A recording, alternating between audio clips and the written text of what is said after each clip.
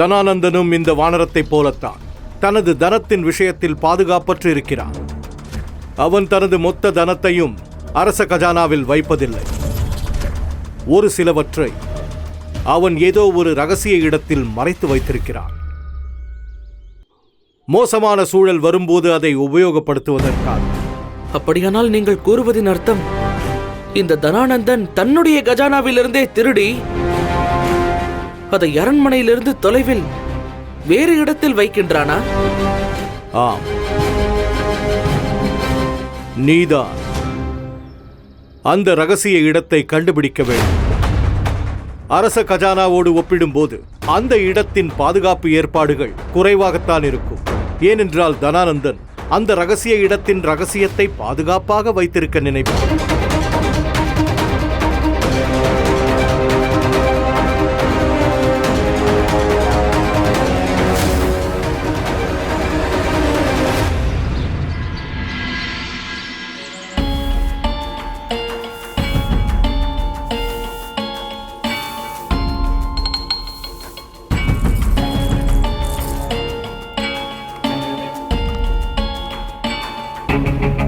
எடுத்துச் செல்லுங்கள்.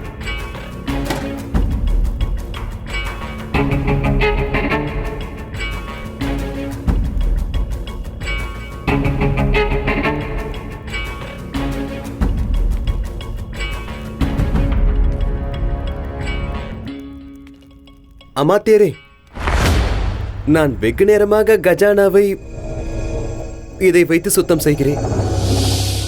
நான் இங்கு வந்ததும் எனக்கு கஜானாவில் பொற்காசுகளை எண்ணும் பணிதான் இருக்கும் என்று நினைத்தேன். ஆனால் நீங்களோ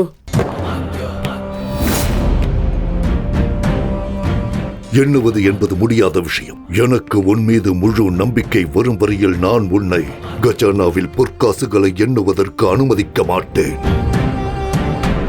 அந்த அடிமைகளை பார்த்தாயா? பல வருடங்களாக இங்கு வேலை பார்க்கிறார்கள். என்னுடைய நம்பிக்கையை அவர்கள் பெற்றுவிட்டார்கள். இப்போது உனக்கு என்ன வேலையை கொடுத்தார்களோ அதை மட்டும் நீ செய். செல்.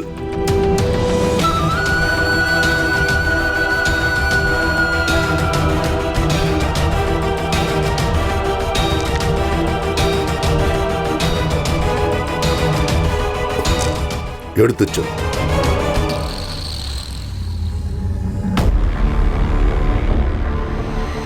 நெல், கஜானாவின் கதவை மூடிவிட்டு வா. எல்லாவற்றையும் அங்கு வையுங்கள். சீக்கிரமாகட்டும். அமாத்தியர் எதற்கு தனத்தின் ஒரு பங்கை வெளியே வைக்க சொல்கிறார்? அப்படி என்றால் இதை பற்றிதான் ஆச்சாரியர் என்று கூறினாரோ?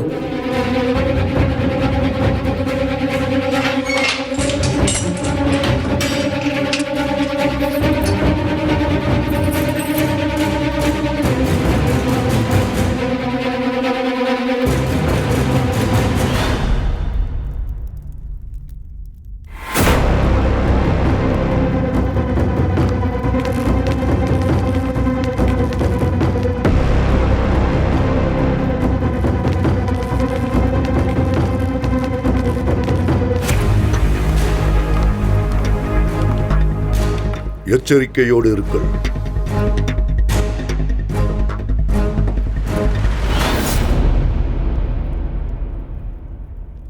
வேலையில் கவனமாக இரு. கொடுத்த வேலையை சரியாக செய். போய் வேலையை பார்.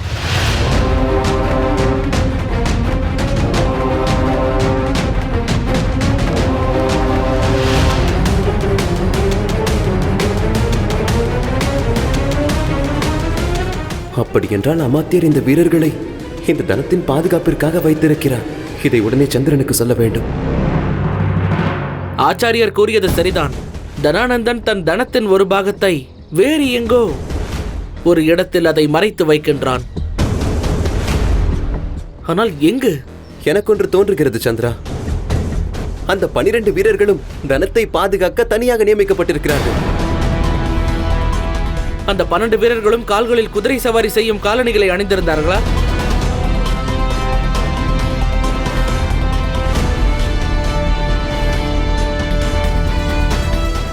ஆமாம், குதிரை சவாரி செய்யும் காலணிகளை தான் அணிந்திருந்தார்கள். அப்படி என்றால் அரண்மனையிலிருந்து வெகு தூரத்திற்கு எடுத்து செல்கிறார்கள். ஆச்சாரியருக்கும் இந்த சந்தேகம்தான் இருந்தது. அந்த 12 வீரர்களும் சேனை குதிரைகளின் உதவியோடுதான் அந்த தனத்தை மறைவிடத்திற்கு எடுத்து செல்கிறார்கள். சரி, வாருங்கள், நாம் நாளை பின்தொடரலாம். இரவு செல்லலாமா சந்திரா? இரவு வேண்டாம். ஏனென்றால் இரவில்தான் அந்த தனத்தை அவர்கள் மறைவிடத்திற்கு எடுத்து சென்றாக வேண்டும்.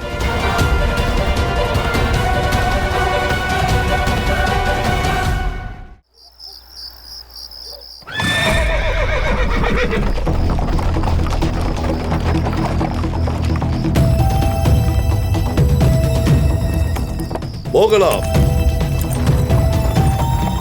விரைந்து வாருங்கள்.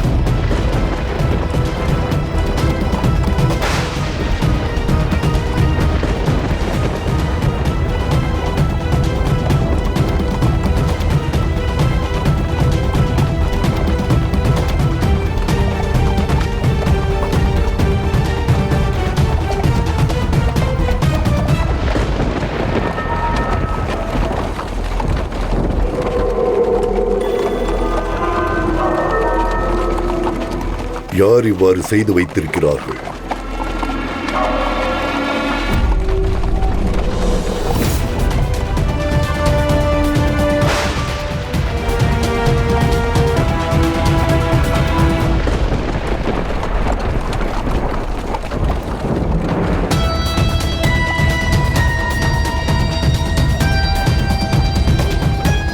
அந்த மறைவிடத்திற்கு செல்ல இன்னும் எவ்வளவு தூரம் இருக்கிறது?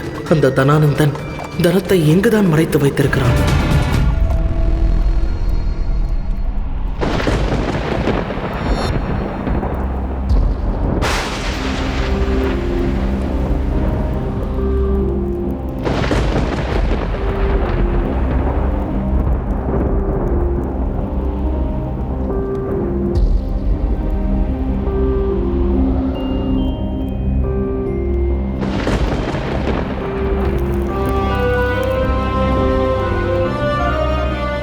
ஒருவேளை எனக்கு ஏதேனும் நிகழ்ந்தால் மீண்டும் இவன் இந்த ராஜ்யத்தை உருவாக்க வேண்டும்.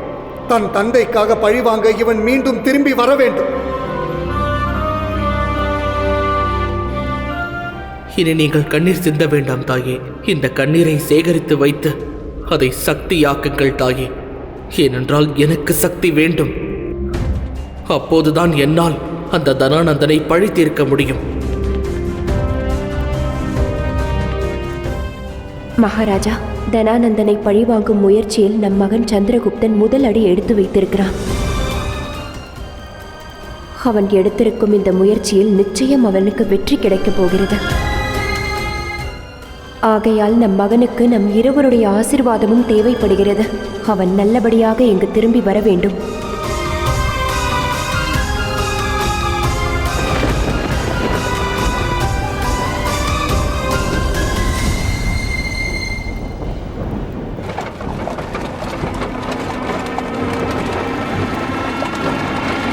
ரதத்தை நிறுத்துங்கள்.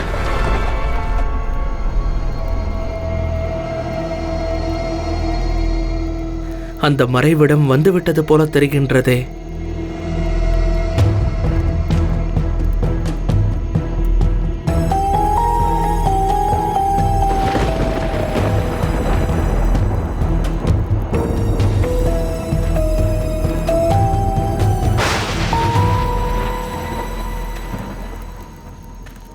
என்ன விஷயம் மந்திரியாரே?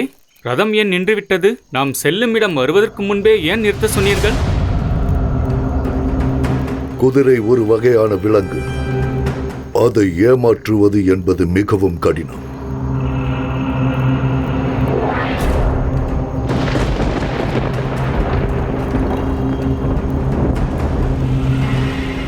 அரண்மனையிலிருந்து புறப்படும் போது தனியாகத்தான் இருந்தோம். ஆனால் வரும் வழியில் நம் அழையா விருந்தாளி ஒருவர் நம்முடன் வந்திருக்கிறார். அவர் இப்பொழுது ரதத்தின் அடியில் ஒளிந்திருக்கிறார். அவரை பற்றி நமக்கு தெரியாது என்று நினைத்துக் கொண்டிருக்கிறார். குதிரையின் அசைவு மாற்றம் இன்னொருவரின் அசைவை வெளிப்படுத்திவிட்டது. நீ யாராக இருந்தாலும் சரி, உயிருடன் வாழ ஆசைப்பட்டால் இக்கணமே வெளியே வந்துவிடு.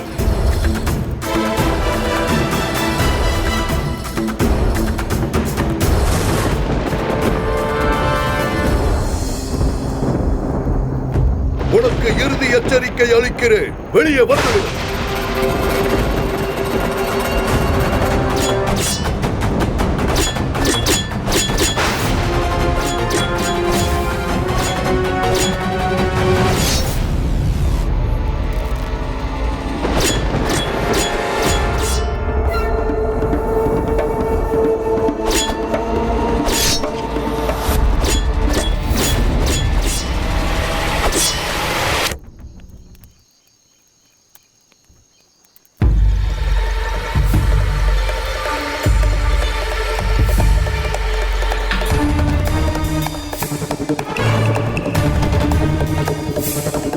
என்னிடமிருந்து நீ தப்ப முடியாது, வெளியே வந்துவிடு.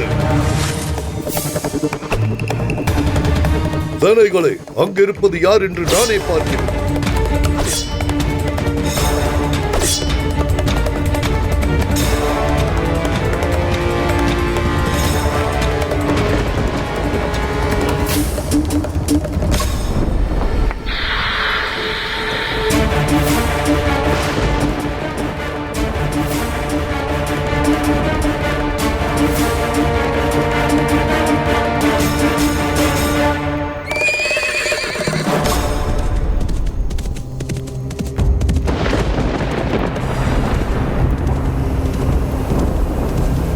அவனை விட்டு விடாதீர்கள், அவன் இங்கிருந்து தப்பிச் செல்லக்கூடாது.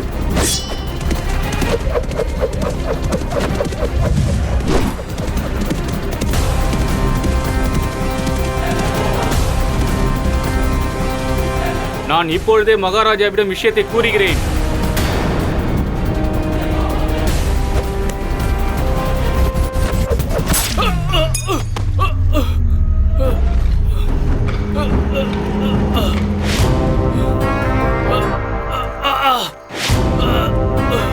நீ ஒரு சாதாரண சேனை, நான் அமாத்தியர்.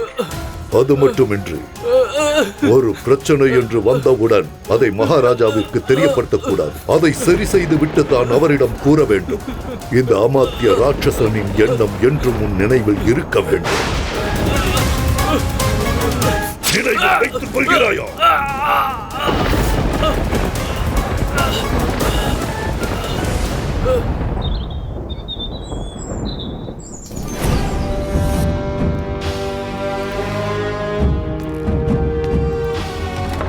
மகாராஜா, உங்கள் பூஜைக்குரிய தந்தையின் பிறந்த நாள் வரப்போகிறது. அதை நாம் வெகு சிறப்பாக கொண்டாட வேண்டும்.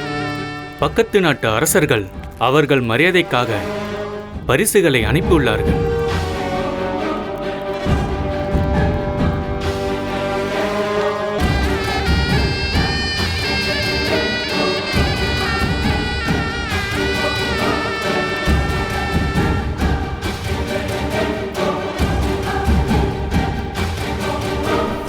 ஆனால் பத்ரசால், இங்கு நான் வெறும் 9 பரிசுகளை தான் காண்கிறேன். ஆனால் நம்முடைய பக்கத்து நாடுகள் 15 அல்லவா? ஆம் மகாராஜா, ஆனால் உங்களுக்கே தெரியும், மற்ற நாடுகள் அனைத்தும் சத்திரியர்களின் ஆதிக்கத்தில் இருப்பதால் அவர்கள் இந்த பார்த்தீர்களா மகாமாத்தியரே, சத்திரியர்கள் என்னை அவமதிப்பதை நிறுத்தவே மாட்டார்கள் போலுள்ளது. பிப்ளிவானுக்கு நடந்தவைகளை பார்த்த பிறகும் கூட இவர்கள் பாடத்தை கற்கவில்லை. இதற்கு ஏதாவது செய்தாக வேண்டும். இப்போது நேரம் வந்துவிட்டது. இந்த 6 நாடுகளையும் கூட மகதத்தின் ஆதிக்கத்தில் கொண்டு வர வேண்டும். இல்லை இல்லை இல்லை, காத்திருந்தால் எந்த பலனும் இல்லை என்று தோன்றுகிறது. இதை சுற்றி இருக்கும் 15 நாடுகள் அனைத்தையுமே மகதத்தின் நிழற்குடைக்கு கொண்டு வர வேண்டும். அப்போதுதான் எந்த சத்திரியனும் என்னை அவமதிக்க மாட்டான். யுத்தத்திற்கு தயார் செய்யுங்கள் மகாமாத்தியரே. மன்னியுங்கள்.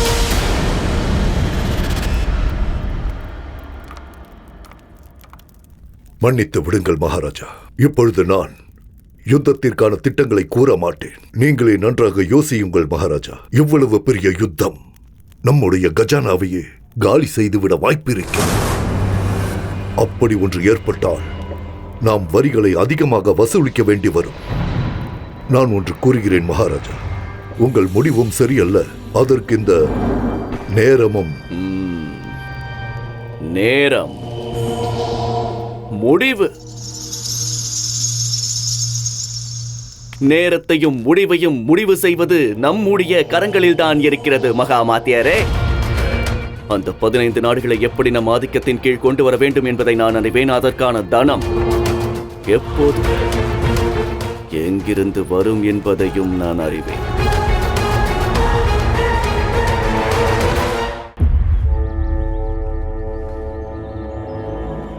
நான் தோற்றுவிட்டேன் ஆச்சாரியரே.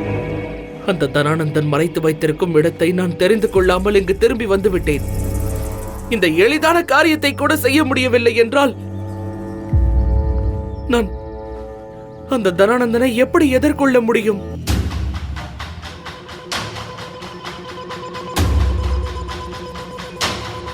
அவனுக்கு எதிராக எப்படி சேனையை நிறுத்த முடியும்?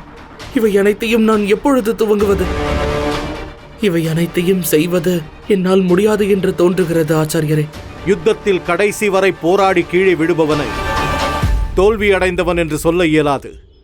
உண்மையில் தோல்வி அடைபவன் யார் தெரியுமா? கீழே விழுந்த பிறகு மீண்டும் எழுந்து நிற்க தைரியம் இல்லாதவன் தான்.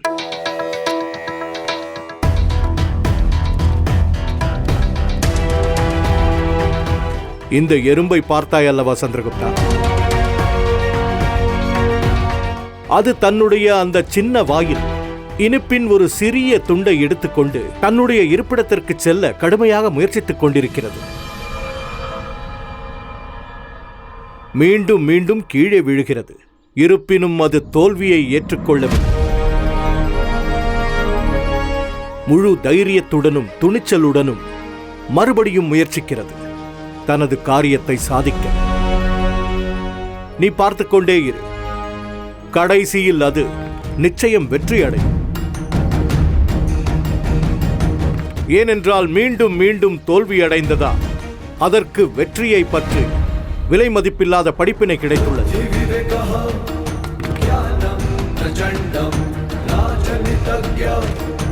தனானந்தனின் ரகசிய இடத்தை கண்டுபிடிப்பது அவ்வளவு சுலபமாக இருந்திருந்தால் இந்நேரம் எத்தனையோ பேர் அந்த இடத்தை அடைந்திருப்பார்கள். சந்திரகுப்தா, நீ அந்த தனத்தை அடைய வேண்டும் என்றால் இந்த எறும்பை போலவே விடாமல் தொடர்ந்து நீ முயற்சித்துக் கொண்டே இருக்க வேண்டும். புத்தியையும் பலத்தையும் பிரயோகிக்க வேண்டும்.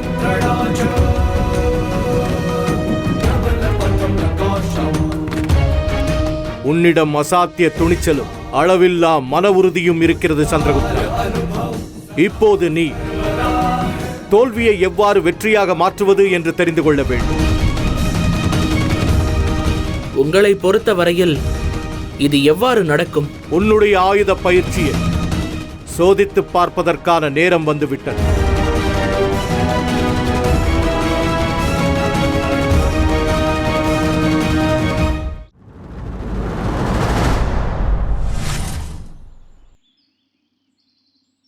இந்த வில்லை பார்க்கிறீர்களா? இந்த வில்லில் நிச்சயம் ஒரு முக்கியமான பாகம் என்று ஒன்று இருக்கும். ஏனென்றால் செலுத்தப்பட்ட அம்பை அது போய் சேர வேண்டிய இலக்கை அடைய இது உதவுகிறது. ஆனால் அந்த அம்பு இலக்கை அடைய வேண்டும் என்றால் இதோ இந்த கயிறானது கொஞ்சம் பின்னால் செல்ல வேண்டும். அதே போலத்தான் வாழ்க்கையிலும் நமக்கு கீழே பணிபுரிபவர்கள் நாம் நம்முடைய லட்சியத்தை அடைய அவர்கள் உதவ வேண்டும் என்றால் அவ்வப்போது நாம் பின்னால் சென்றுவிட்டு அவர்களை முன்னிறுத்த வேண்டும். அவர்களின் திறமையை வெளிப்படுத்த வேண்டும். ஆனால் என்னதான் பின்னால் சென்றாலும் அந்த கயிறானது திடமாக இருக்க வேண்டியது அவசியம். இல்லை என்றால் அம்பானது உறுதியாக செல்ல இயலாது. யாரிடம் வேலையை எதிர்பார்க்கிறீர்களோ அவர்களுக்கு சிறிது சுதந்திரத்தை அளியுங்கள். இருப்பினும் அதே நேரம் கொஞ்சம் கடுமையாக நடந்து கொள்வதும் அவசியம். நாம் தளர்வாக இருந்துவிட்டால் லட்சியத்தை அடைவது மிக கடினம்.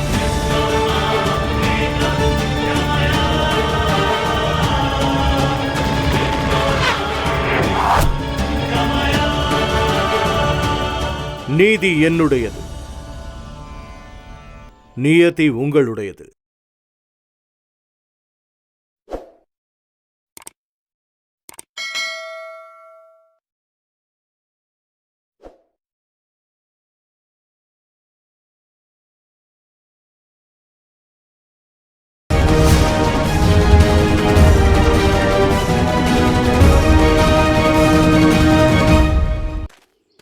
வா சந்திரகுப்தா, உன்னுடைய வில் வித்தையை சோதிக்க வேண்டிய நேரம் வந்துவிட்டது.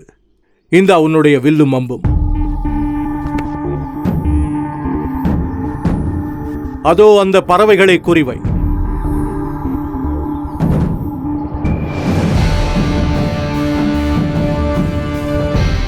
ஓ, துரோணர் எவ்வாறு அர்ஜுனரிடம் மீனை காட்டி அதை குறிப்பார்த்து பானத்தை செலுத்தச் சொன்னாரோ அதை போல நீங்களும் என்னை செய்ய சொல்கிறீர்களா?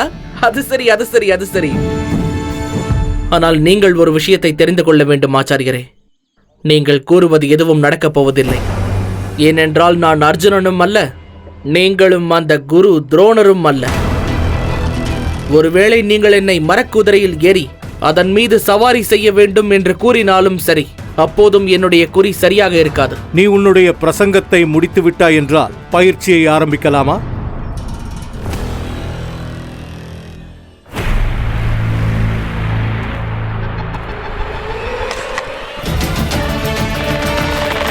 மேலே அல்ல, உனக்கு முன்னால்.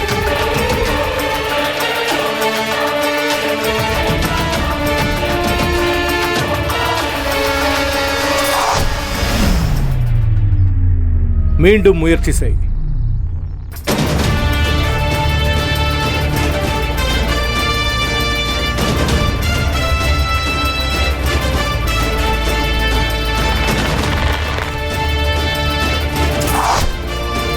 பார்த்தீர்களா, நான் தான் கூறினேனே, என்னால் குறிவைக்க முடியாது. அப்போது இதை இலக்காக அல்ல, தனானந்தன் என்று எண்ணு. அவன்தான் மகதத்தின் மக்களை வாட்டி எடுத்துக் கொண்டிருக்கிறான்.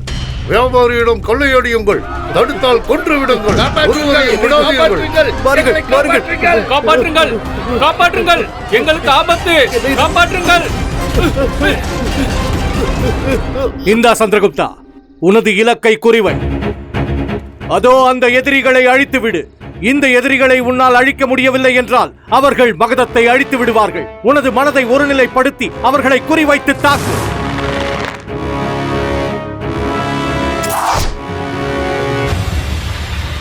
காப்பாற்றுங்கள், எங்களை காப்பாற்றுங்கள், யாராவது எங்களை காப்பாற்றுங்கள். உன்னுடைய ஒவ்வொரு வீணான முயற்சியும் அந்த கொள்ளையர் கும்பலை இன்னும் சக்தி வாய்ந்ததாக மாற்றிவிடும். பிறகு மகதத்தின் அப்பாவி மக்கள் அதன் பலனை அனுபவிப்பார்கள். நன்றாக கவனம் செலுத்து, அவர்களை அழித்து விடு.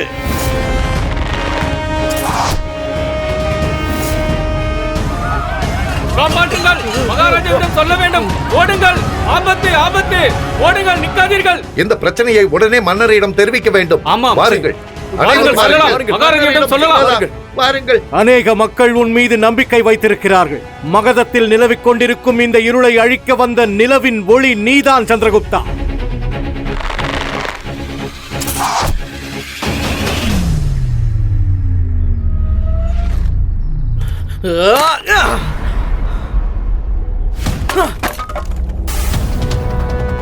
நீ மறுபடியும் உன் கோபத்தை உன்னை கட்டுப்படுத்த அனுமதித்திருக்கிறாய் சந்திரகுப்தா.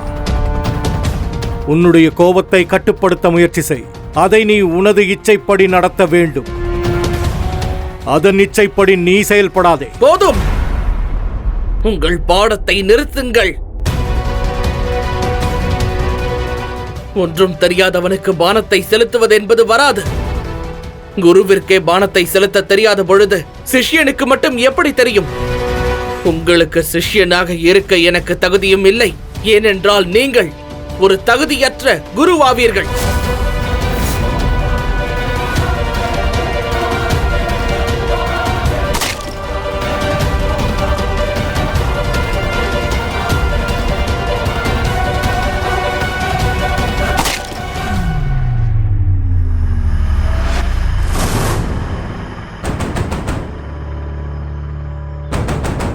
ஒரு சிறந்த வில்லை தயார் செய்ய வேண்டுமென்றால் அதற்கு கடினமான உழைப்பும் மிக அதிகமான பொறுமையும் தேவை. நீ ஒரு சிறந்த வில்லை உடைத்திருக்கிறாய். அதனால் தண்டனையாக இப்போது நீ உன் கைகளாலேயே ஒரு சிறந்த வில்லை தயாரிக்க வேண்டும். இதுவரை நான் எந்த தனுசையும் உருவாக்கியதில்லை. ஒவ்வொரு மனிதனும் ஒவ்வொரு காரியத்தையும் தனது வாழ்க்கையில் எப்போதாவது முதல் முறை செய்வதுண்டு. செல்.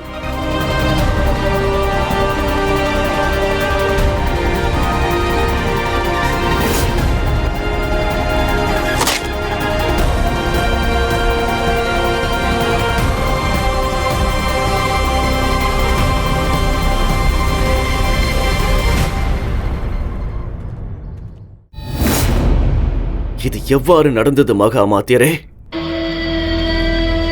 உங்களால் தவறு எப்படி நடந்தது? சரியான வகையில் பாதுகாப்பு அளிக்க முடியவில்லையா? அது நமக்கு மிகவும் முக்கியமானதாயிற்றே. இவர்களுக்கு இப்படி ஒரு நிலைமை ஏற்பட நீங்கள் எப்படி விட்டீர்கள்?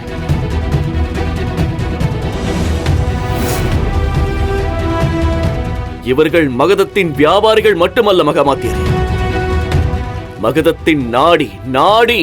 இவர்கள் மேல் தாக்குதல் நடந்ததை வன்மையாக நாம் கண்டிக்க வேண்டும். இந்த தாக்குதல் இவர்கள் மேல் நடந்ததல்ல, என் மீது நடந்தது. இவர்கள்தான் மகதத்தின் உண்மையான சொத்துக்கள். வியாபாரிகள், விவசாயிகள் இல்லாமல் மகதம் ஒன்றுமே இல்லை. தங்களுடைய பாதுகாப்பிற்காக இவர்கள் மகதத்தையே துறந்து விட வேண்டும் என்று என்றுமே எண்ணிவிடக் கூடாது மகாமாத்தியரே. இல்லை இல்லை இல்லை, முழு மகதத்திலும் உடனே அறிவித்து விடுங்கள். என் மீது தாக்குதல் நடத்துபவர்களுக்கு என்ன தண்டனை கிடைக்குமோ அதே தண்டனை தான் இவர்கள் மீது தாக்குதல் நடத்துபவர்களுக்கும் கிடைக்கும். அவர்களுடைய இந்த செயலுக்கு மரணம்தான் எளிதில் கிடைக்கும் என்று அவர்களுக்கு தெரியட்டும். ஆகட்டும் மகாராஜா, நான் இப்பொழுதே கோஷணை செய்து விடுகிறேன். நில்லுங்கள் நில்லுங்கள் மகாமாத்தியரே. ஒருவேளை இந்த தண்டனைக்கு அந்த கொள்ளைக்காரர்கள் பயம் கொள்ளவில்லை என்றால்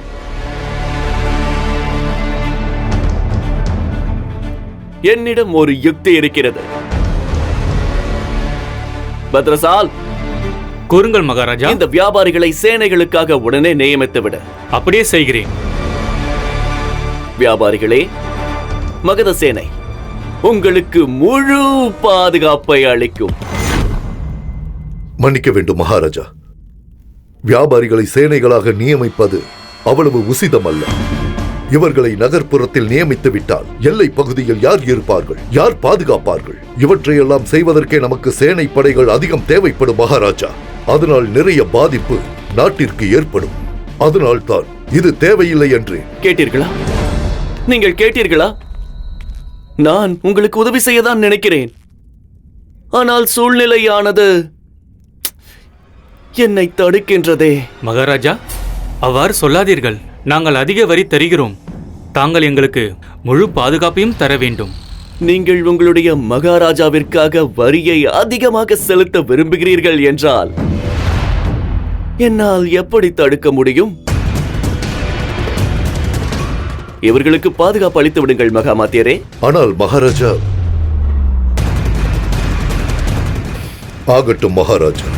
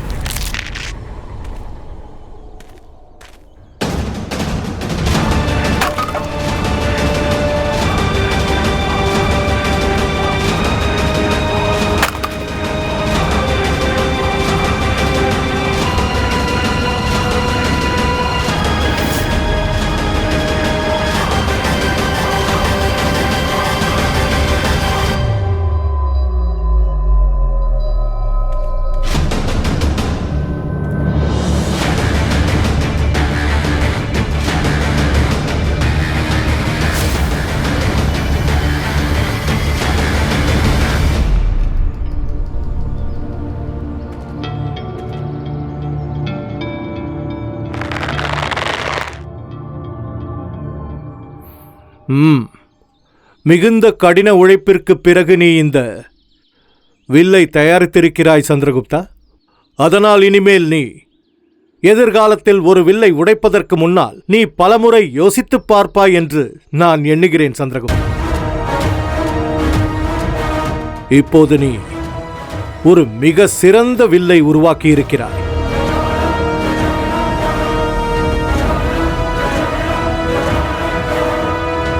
இப்போது உனக்காக ஒரு சிறந்த இலக்கை நாம் உருவாக்க வேண்டிய நேரம் வந்துவிட்டது.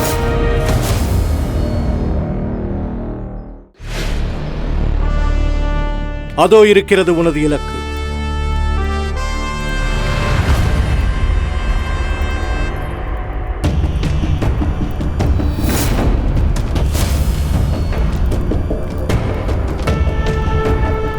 உங்களுக்கு மூளை மழுகி போய்விட்டது ஆச்சாரியரே. என்னுடைய தாயின் மீது குறி வைத்து நான் பானத்தை செலுத்த வேண்டுமா? இல்லை மகனே, தனானந்தன் என்னென்ன கொடுமைகளை செய்திருக்கிறான் என்பதை நினைவூட்டவே நான் இங்கு வந்திருக்கிறேன். வெற்றி உனக்குத்தான். ஆனால் உன் மனதில் ஏற்படும் அனைத்து பாவனைகளையும் குரோதத்தையும் பின்னால் தள்ளிவிட்டு உன்னுடைய லட்சியத்தில் மட்டுமே உன்னுடைய கவனத்தை செலுத்த வேண்டும். இதோ இதுதான் உன்னுடைய லட்சியம். இதுதான் உன்னுடைய எதிரி.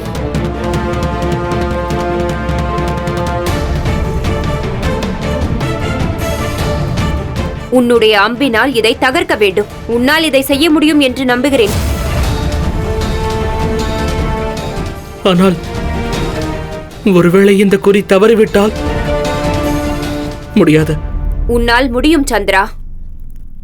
தனுசை எடு, பானத்தை செலுத்து. உன்னுடைய எதிரியை ஒழித்துவிடு.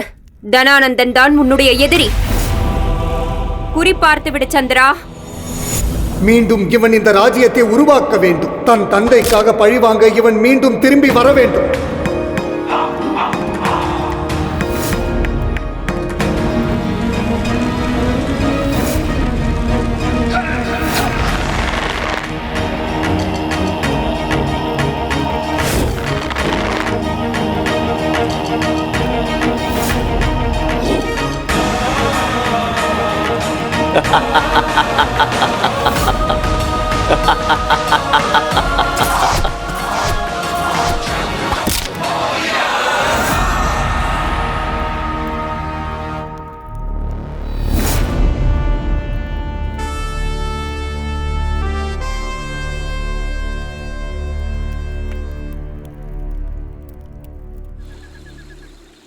நீ எங்கு சென்றாய்? நீ என் மேய்க்காப்பாளன் தானே? எப்பொழுதும் என் பாதுகாப்புக்காக என் அருகிலேயே இருக்க வேண்டும். மகதத்தில் என்ன நடக்கிறது என்று தெரியுமா? வியாபாரிகள் கொள்ளையடிக்கிறார்கள். ஒருவேளை என்னிடமும் கொள்ளையடித்தால்? என்னிடம் விலை உயர்ந்த ஆபரணங்கள் உள்ளன. நீ எச்சரிக்கையோடு இருக்க வேண்டாமா? ஒருவேளை எதிரிகள் இந்த அரண்மனையில் கூட இருக்கலாம். சந்தர்ப்பத்திற்காக காத்திருக்கலாம்.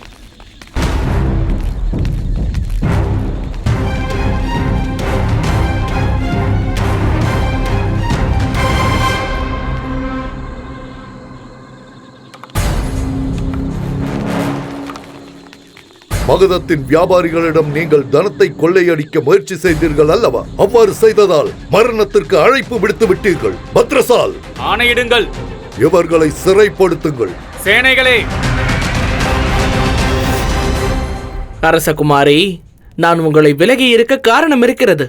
சில தினங்களாக நான் ஒன்றை பார்த்து வருகிறேன். உங்களுக்கு நான் பாதுகாப்பாக இருக்கும் பொழுது உங்கள் முகத்தில் சந்தோஷம் தெரியவில்லையே.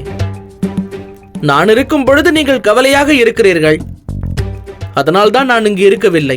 ஆனால் என்னுடைய பார்வை எப்போதும் உங்கள் மேல்தான் இருக்கும். சரி சரி, அதெல்லாம் இருக்கட்டும். என்னிடம் ஒரு புஷ்பம் உள்ளது.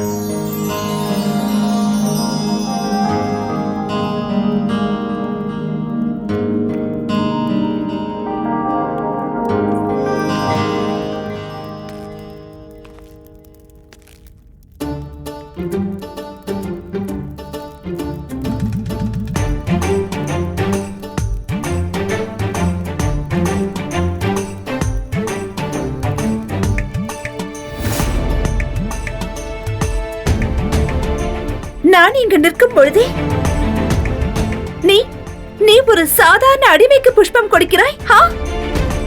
இதில் என்ன தவறு இருக்கிறது அரசகுமாரி? ஒரு சாதாரண அடிமை ஒரு சாதாரண புஷ்பத்தை இன்னொரு சாதாரண அடிமைக்கு கொடுத்தேன்.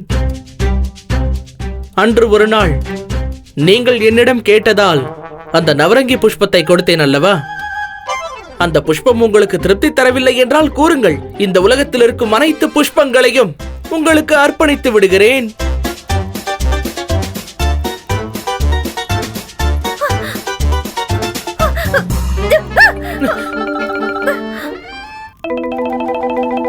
இதோ பார், என் அடிமைக்கு புஷ்பம் கொடுக்க கூட உனக்கு தகுதி இல்லை.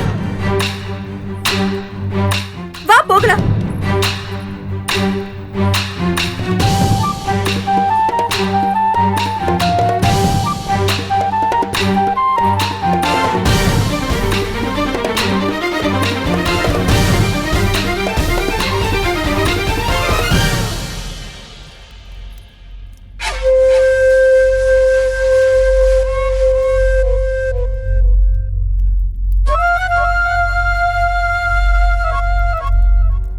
புல்லாங்குழல் சத்தம் இந்த நேரத்தில்?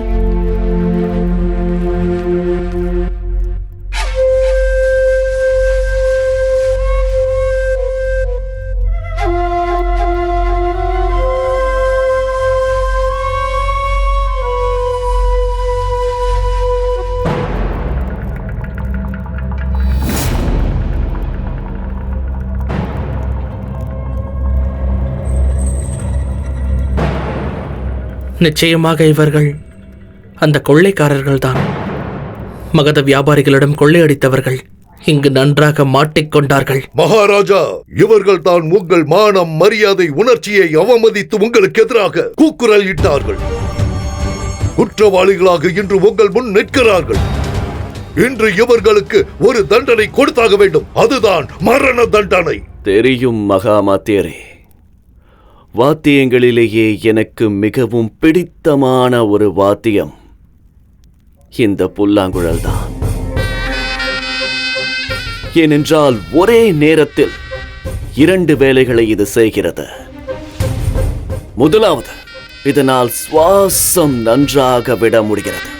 இரண்டாவது, நாம் உள்ளுக்குள் சுவாசிக்கும் அந்த காற்றானது ஒரு மதுர கீதமாக வெளிப்பட்டு விடுகிறது. அது அனைவருக்கும் ஆனந்தத்தையும் அளிக்கின்றது.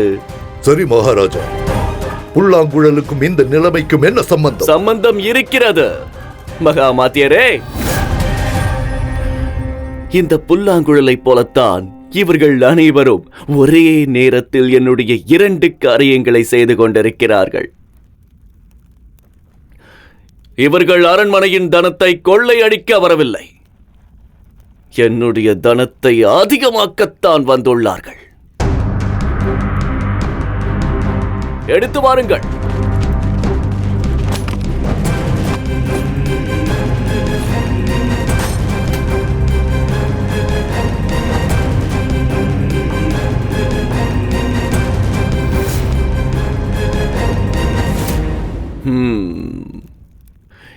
இங்கிருக்கும் தனம்தான் அந்த வியாபாரிகளிடம் கொள்ளையடிக்கப்பட்டவை.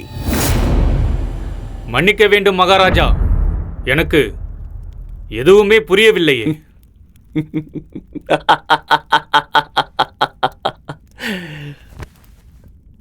அனைத்தையும் நீ இப்போதே புரிந்து கொண்டு விட்டால் உன்னுடைய மகாராஜா தனானந்தனுக்கு எப்படி சந்தோஷம் கிடைக்கும்? கொள்ளையர்களே,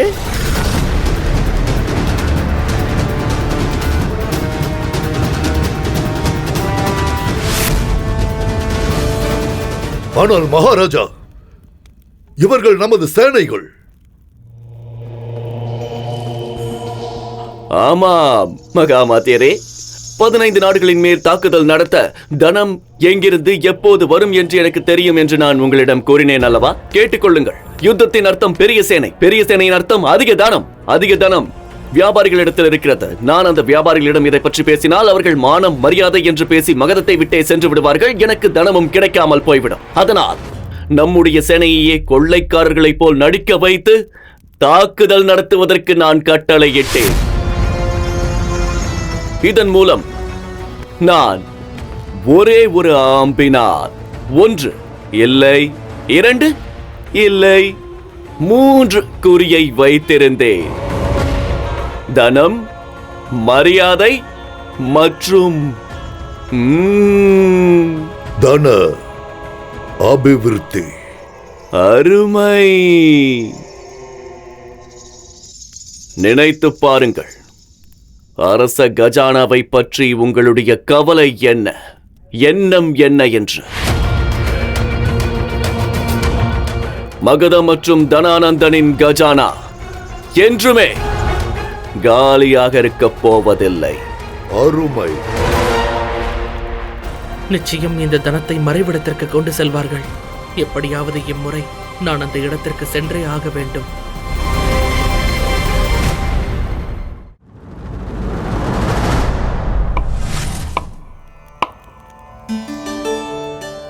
தேங்காயின் கடினமான ஓட்டை உடைக்காமல் அதனுள் இருக்கும் இனிமையான தண்ணீரை பருக இயலாது. ஆனால் அதே நேரம் இந்த தேங்காயை வேகமாக பூமியில் போட்டு உடைத்தால் தேங்காய் உடைவது என்னவோ நிச்சயம். ஆனால் அதனுள் இருக்கும் தண்ணீர் வீணாகிவிடும். அதனால் தேங்காயின் இனிமையான தண்ணீரை பருக வேண்டுமென்றால் இலக்கை நிர்ணயித்து அந்த ஒரே இடத்தில் தொடர்ந்து அடிக்க வேண்டும். அப்போதுதான் தேங்காயின் இனிமையான தண்ணீரை நீங்கள் பருக இயலும். அதேபோல்தான் வாழ்க்கையில் நீங்கள் வெற்றியடைய வேண்டுமென்றால் வெறும் கடினமான உழைப்பு மட்டும் போதாது. வெற்றியடைய வேண்டும் என்று நினைத்தால் ஒரு இலக்கை தேர்ந்தெடுங்கள். அதன் பிறகு தொடர்ந்து அந்த இலக்கை நோக்கி முயற்சி செய்து கொண்டிருங்கள். அப்போதுதான் வாழ்க்கையில் வெற்றிக்கனியை பறித்து உண்ண முடியும். நீதி என்னுடையது, நியதி உங்களுடையது.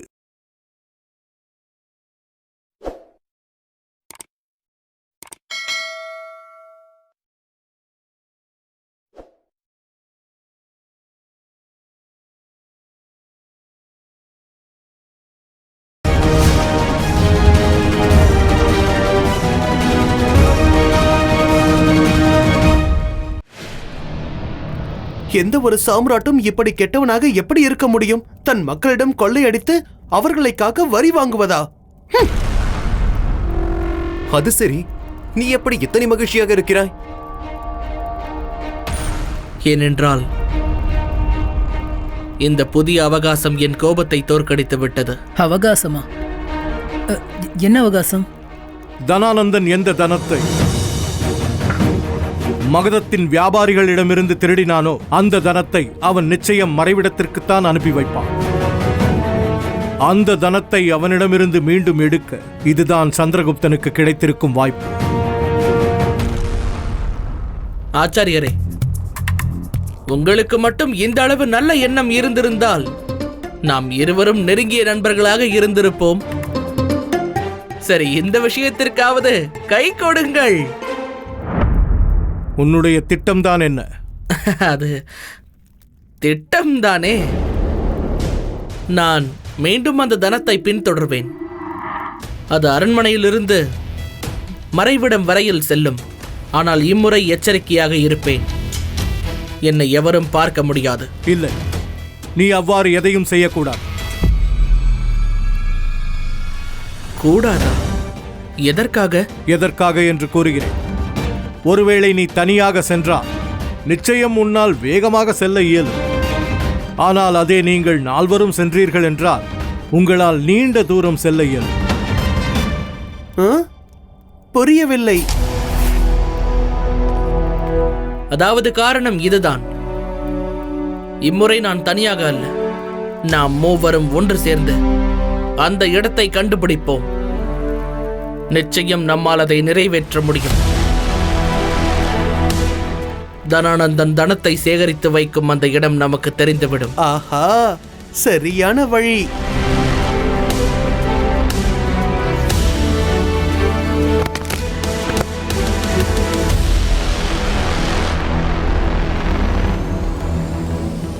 நீங்கள் தானே என்னிடம் தொலை தூரம் சென்றால் ஒன்றாக செல்ல வேண்டும் என்றீர்கள்.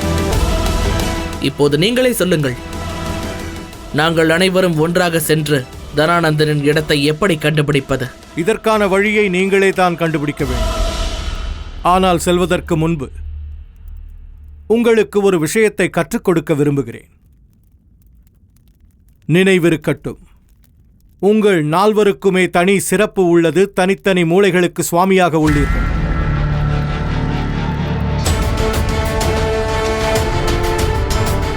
ஆச்சாரியார் உள்ளாரே, திட்டத்தை கூறவே இல்லை. அவர் சென்று விட்டாரே. அவர் சென்று விட்டார். ஆனால் அவர் மனதிற்குள் இருந்த திட்டத்தை நான் அறிந்து கொண்டேன். கவனமாக கேட்டுக்கொள்ளுங்கள். நாம் அனைவரும் ஒன்று சேர்ந்தே இருக்க வேண்டும். அந்த தனானந்தன் தனத்தை மறைத்து வைத்திருக்கும் இடத்தை தேட வேண்டும். இன்று இரவு மகத வியாபாரிகளிடம் கொள்ளையடிக்கப்பட்ட தனமானது மறைவிடத்திற்கு எடுத்து செல்லப்படும். அத்துடன் அமாத்தியரும் சேனைகளும் வண்டியில் தனத்தை ஏற்றுவார்கள். அப்போது இந்திரன் ஸ்தூலிடம் செல்வான். சமையலறையை சுத்தம் செய்வதாக கூறிக்கொண்டு ஸ்தூல் அங்கேயே இருப்பான். இந்திரன் ஸ்தூலிற்கு விஷயத்தை கூறியதும் தனமானது அரண்மனையை விட்டு புறப்பட்டுவிடும். அப்போது ஸ்தூல் நமக்கு ஒரு சங்கேதத்தை அளிப்பான். அதாவது இரவு சமையலறையில் அடுப்பு எரியும் பொழுது மேலே புகை எழும்பும். அதனால் யாருக்கும் அப்போது சந்தேகம் வராது. ஸ்தூலின் சங்கேதம் கிடைத்தவுடன் நானும் தூமகேதுவும் அப்போது தயாராகி விடுவோம். அவர்கள் புறப்பட்டு விட்டார்கள். நீ தயார்தானே சந்திரா? நான் எப்போதோ தயாராகிவிட்டேன்.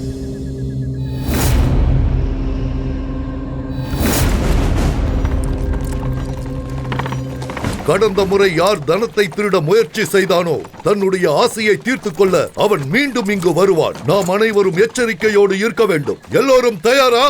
நாங்கள் தயாராக இருக்கிறோம்.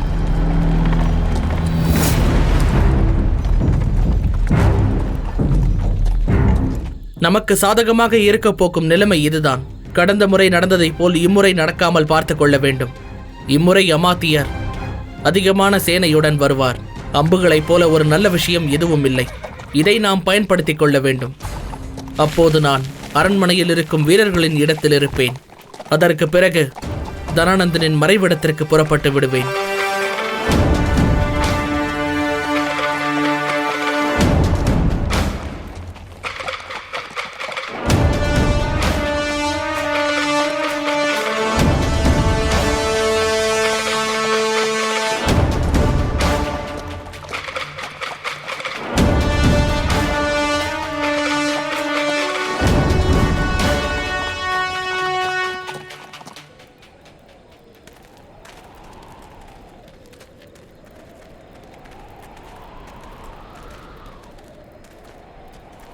சீக்கிரமாகட்டும்.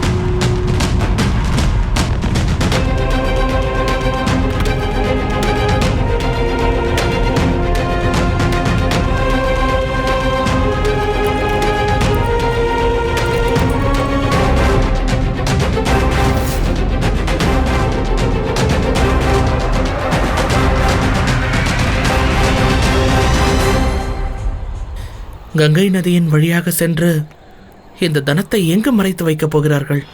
சீக்கிரம் முடியுங்கள்.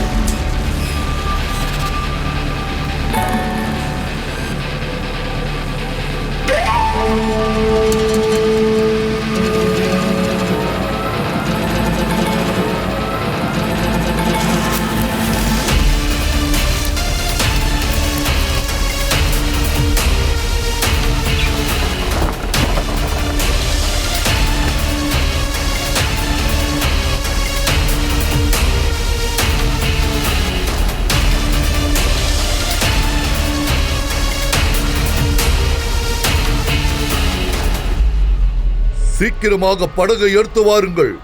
யாரிடம் பொருட்கள் இல்லையோ அவர்கள் பின்தங்கி விடுங்கள்.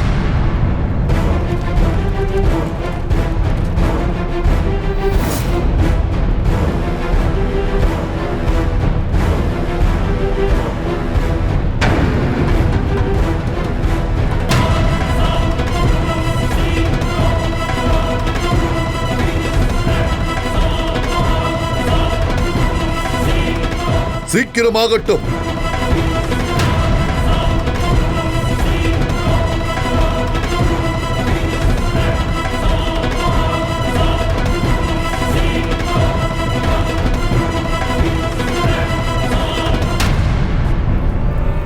எல்லோரும் திரும்பி நில்லுங்கள்.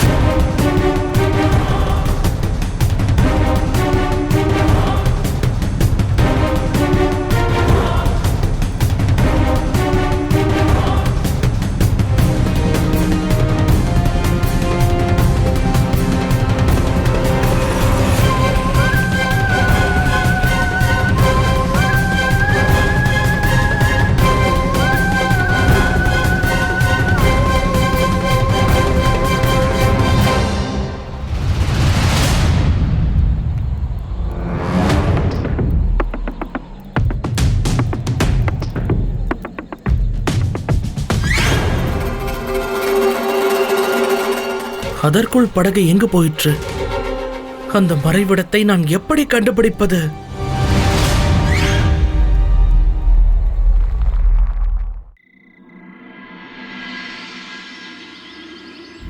மறுபடியும் ஒரு முறை என் அவகாசத்தை தவற விட்டு விட்டேன். அவர்கள் அனைவரும் கங்கை நதியின் வழியாக எங்கு சென்றார்கள், எந்த திசையில் சென்றார்கள் என்று எதுவுமே தெரியாமல் போய்விட்டது.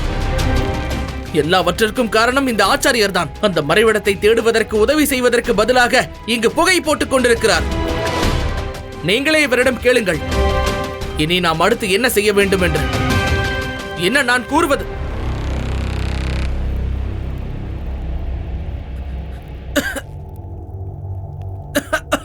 இந்திரா, தூம், இந்திரா, தூமா, ஸ்தூல், எங்க இருக்கிறீர்கள்? எங்கே இருக்கிறீர்கள்? என்னுடைய இந்த புகையால் அவர்கள் மூவரும் மறைந்து விட்டார்கள். உன்னால் உன் நண்பர்களை கண்டுபிடிக்க முடிந்தால் உனது கேள்விக்கான பதிலும் உனக்கு கிடைத்துவிடும். என்ன இது முட்டாள்தனம்? அவர்கள் இங்குதான் இருக்கிறார்கள் என்று தெரிந்தும் நான் ஏன் அவர்களை தேட வேண்டும்? சந்திரா, நாங்கள் இங்கே இருக்கிறோம்.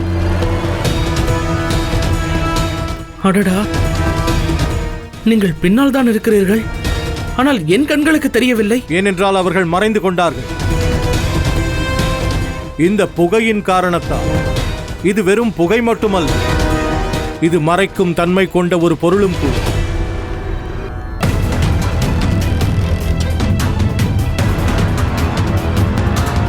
இப்போது உன்னுடைய கேள்விக்கான பதில் கிடைத்திருக்கும் என்று எண்ணுகிறேன். கிடைத்துவிட்டது.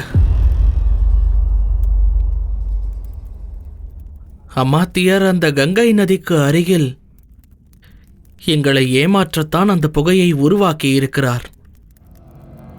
இப்போதுதான் எனக்கு புரிகிறது. அந்த தனத்தை எடுத்துக்கொண்டு அவர்கள் அனைவரும் வெகு தூரத்திற்கு சென்று விட்டார்கள் என்று நாங்கள் நினைக்க வேண்டும். அதற்காகத்தான் இப்படி ஒரு காரியத்தை செய்தார். சரியா? கூறிக்கொண்டே போ, நான் கேட்டுக்கொண்டிருக்கிறேன். ஆனால் அந்த இடத்தில் தண்ணீர் இருந்தது, கங்கை நதி இருந்தது, அதன் பிரவாகம் இருந்தது. அப்படியானால் உன்னுடைய சிந்தனை சரியான திசையில் சென்று கொண்டிருக்கிறது. நீ சரியாகத்தான் யூகித்திருக்கிறாய். அப்படியா? தனானந்தன் அவனுடைய தனத்தை மறைத்து வைத்திருக்கும் இடத்தை தேடி பார்ப்பதற்கோ அங்கு செல்வதற்கோ யாரும் கற்பனை கூட செய்ய மாட்டார்கள். கங்கை நதியின் ஆழத்தில், அதன் அடித்தளத்தில் தான் உள்ளது அவனது தனம்.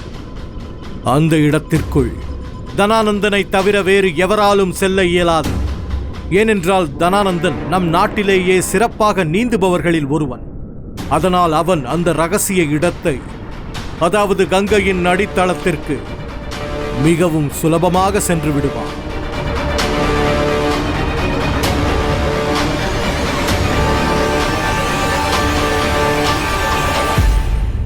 அற்புதம்! என்னால் நம்பவே முடியவில்லை. கங்கை நதியின் ஆழத்தில் தான் தனானந்தன் அந்த தனத்தை மறைத்து வைத்திருக்கிறான் என்று புரிகிறது. மீண்டும் ஒரு சந்தேகம் வருகிறது. அந்த கங்கை நதியின் எந்த ஆழத்தில் அவன் தனத்தை மறைத்து வைத்திருப்பான்? அதை இப்போது நான் எப்படி கண்டுபிடிப்பது? இந்த புதிருக்கான தீர்வை கண்டுபிடிக்கும் வழி என்னிடம் உள்ளது. வாருங்கள்.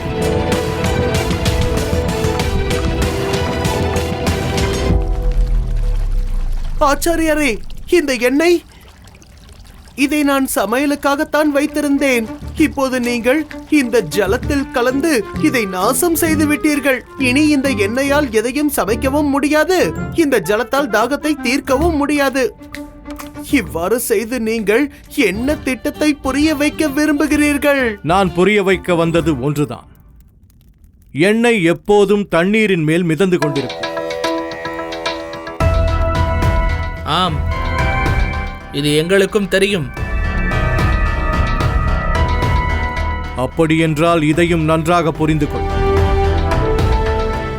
எண்ணெய்க்கும் நீருக்கும் இருக்கும் இந்த வித்தியாசம்தான் உன்னை தனானந்தனின் தனத்திடம் அழைத்துச் செல்லப் போகிறது.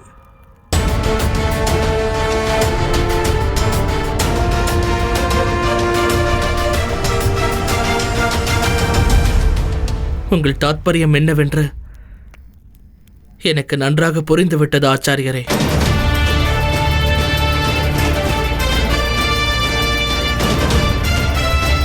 உனக்கு புரிந்துவிட்டதென்றால் உன் நண்பர்களுக்கும் புரிய வைத்துவிடு.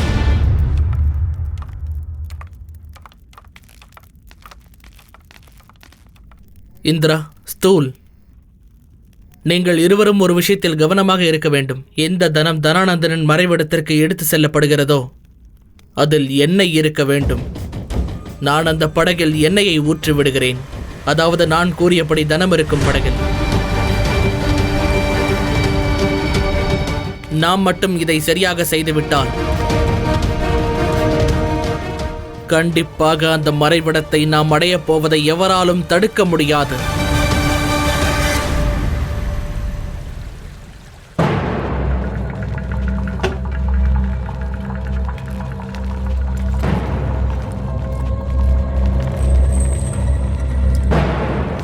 சமையலறை பொருட்கள் வந்துவிட்டதா? கொண்டு வா, சீக்கிரம் கொண்டு வா. சென்று இறக்கி வையுங்களேன்.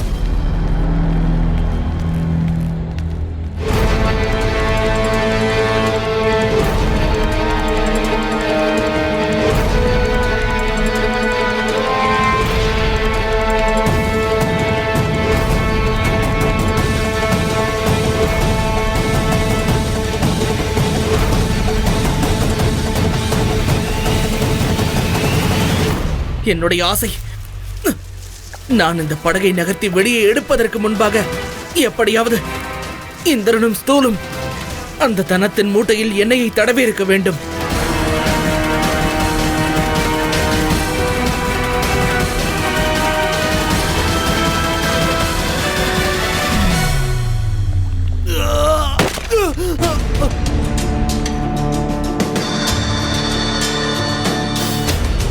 முட்டாள் சிறுவனை, ஏன் இவ்வாறு செய்து விட்டாய்? உனக்கு நடக்க தெரியாதா? எண்ணெயை கீழே கொட்டி விட்டாயே. என்னை மன்னிக்க வேண்டும் மகாமாத்தியரே. இப்போதே நான் எவரையாவது அழைத்து வந்து இதை சுத்தம் செய்து விடுகிறேன்.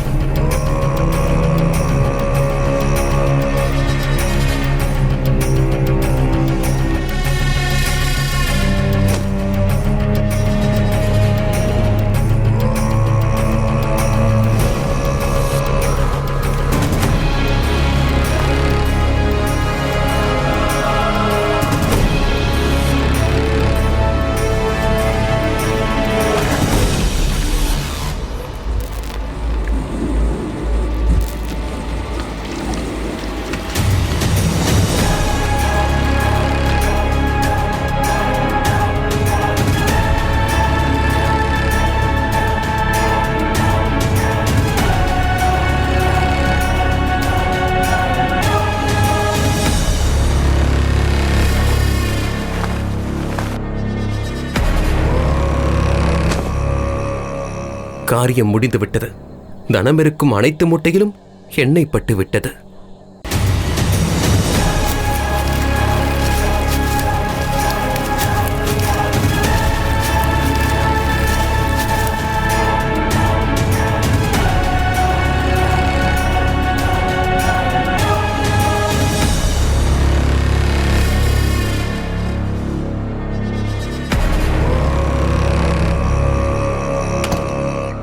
ஒரு விஷயம் கவனம் இருக்கட்டும். பாதுகாப்பில் எந்த தவறும் வரக்கூடாது. அப்படி ஏற்பட்டால் அதன் விளைவு என்னவாக இருக்கும் என்று தெரியும் அல்லவா? வாருங்கள்.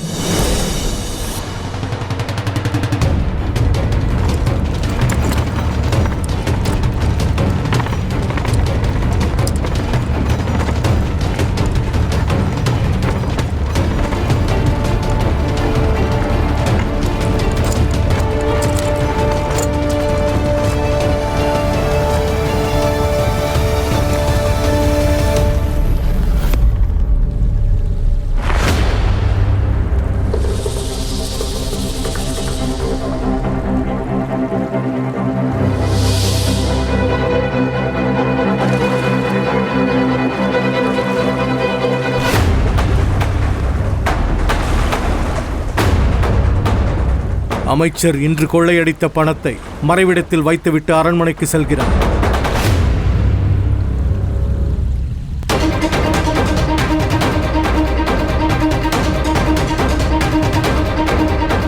வாருங்கள்.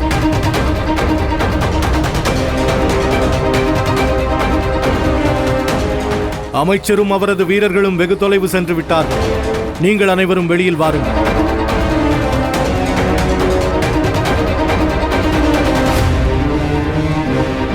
வாருங்கள்.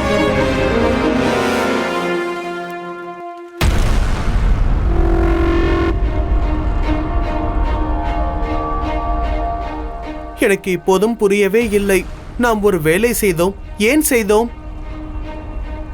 என்னுடைய தாத்பரியம், சந்திரன் படகில் ஏன் எண்ணெயை தடவினான்? இந்திரன் முத்திரையில் ஏன் எண்ணெயை தடவினான்?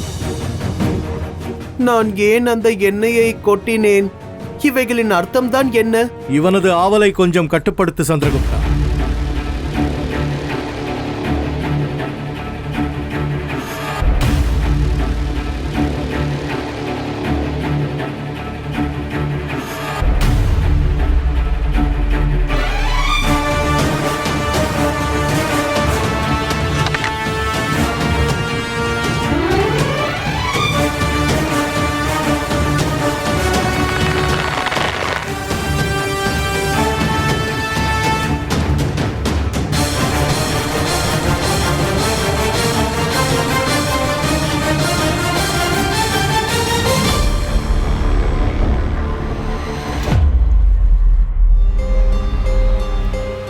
அருமை. உண்மையாகவே நீ என்னை ஆனந்தத்தில் ஆழ்த்திவிட்டாய். நீ உன் சகோதரனுக்காக மிகவும் பிடித்தமான ஒரு பரிசு பொருளை அளித்திருக்கிறாய் சகோதரியே.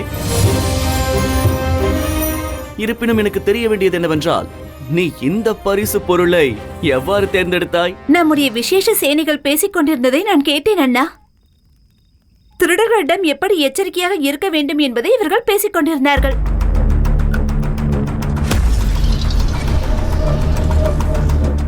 குதிரையின் அசைவு மாற்றம் இன்னொருவரின் நடமாட்டத்தை வெளிப்படுத்திவிட்டது. நாம் கிளம்பும் போது தனியாகத்தான் வந்தோம். ஆனால் வரும் வழியில் அழையா விருந்தாளி ஒருவர் நம்மோடு வந்திருக்கிறார். அவர் இப்பொழுது ரதத்தின் அடியில் மறைந்திருக்கிறார். யாராக இருந்தாலும் சரி, உயிர் மீது விருப்பம் இருந்தால் இப்பொழுதே வெளியே வந்துவிடு.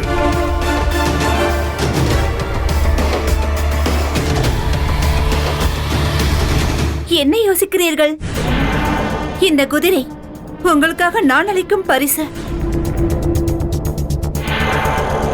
நமது மகதத்திற்கு இது யோகமாக இருக்கும் அல்லவா?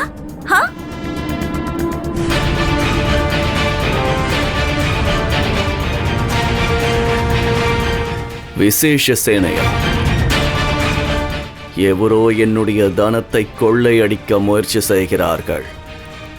அதற்காக எப்படி கொள்ளையடிப்பது என்று திட்டம் தீட்டிக் கொண்டிருக்கிறார்கள்.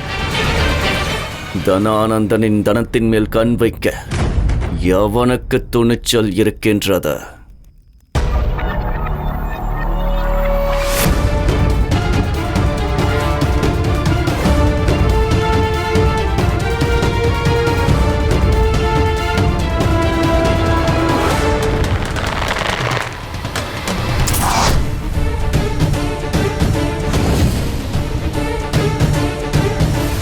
எண்ணெய் மூட்டையில் அக்னி பற்றிக் கொண்டது.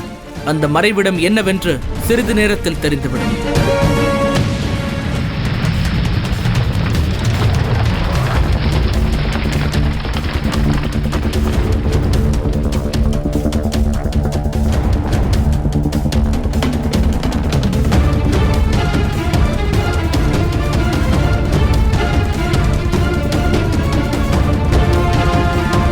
இதுதான் அந்த இடம். தனானந்தன் தனத்தை மறைத்து வைத்திருக்கும் இடம். உன் தனத்தை எடுத்து செல்வதற்கு நான் வந்து கொண்டிருக்கிறேன் தனானந்தா. என் தனத்தை அபகரிக்க நினைக்கும் அந்த கள்வனை நான் கூடிய சீக்கிரமே கண்டுபிடிப்பேன்.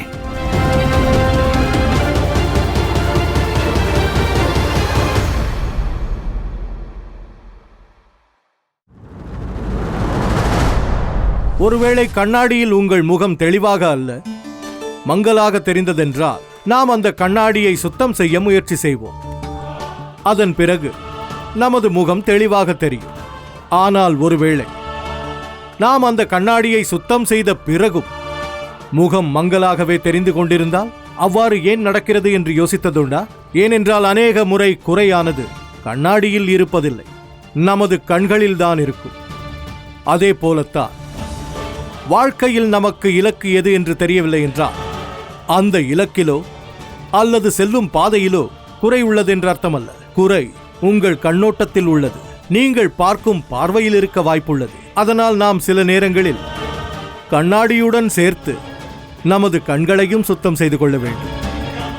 நீதி என்னுடையது, நியதி உங்களுடையது.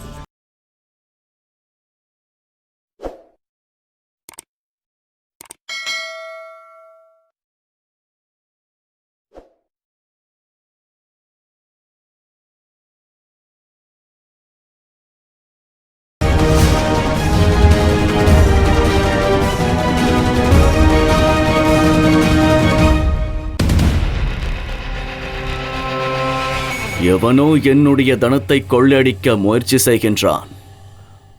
தனானந்தனின் தனத்தின் மேல் கண் வைக்க யாருக்கு துணிச்சல் இருக்கின்றது?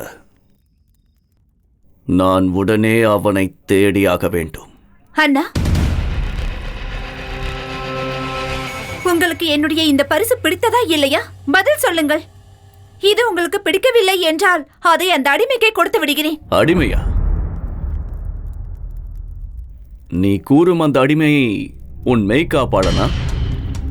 துர்தரா, அரச குடும்பத்தை சேர்ந்தவர்கள் அடிமைகளை விரும்புவதில்லை.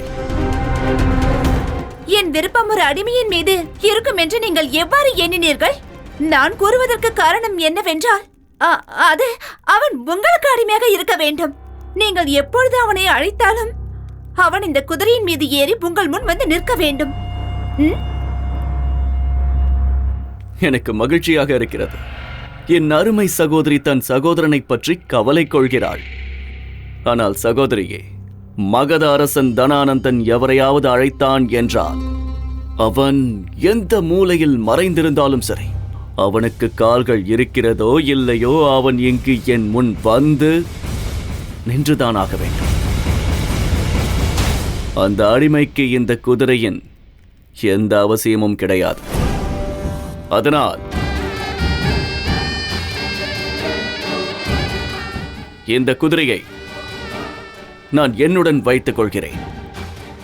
இந்த பரிசுக்காக உனக்கு மிக்க நன்றி சகோதரியே.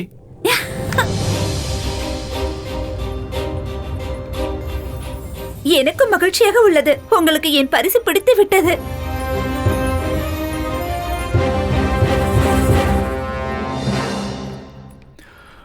எனக்கு நம்பிக்கை இருக்கிறது.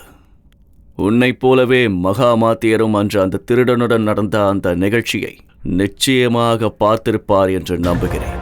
எந்த திருடன் என்னுடைய தனத்தின் மேல் கண்ணை வைத்தானோ தெரியாது. இருப்பினும் மகாமாத்தியர் இந்த விஷயத்தை ஏன் என்னிடம் மறைத்து விட்டார்? யார் அந்த திருடன்? நான் சீக்கிரமே அவனை தேட வேண்டும்.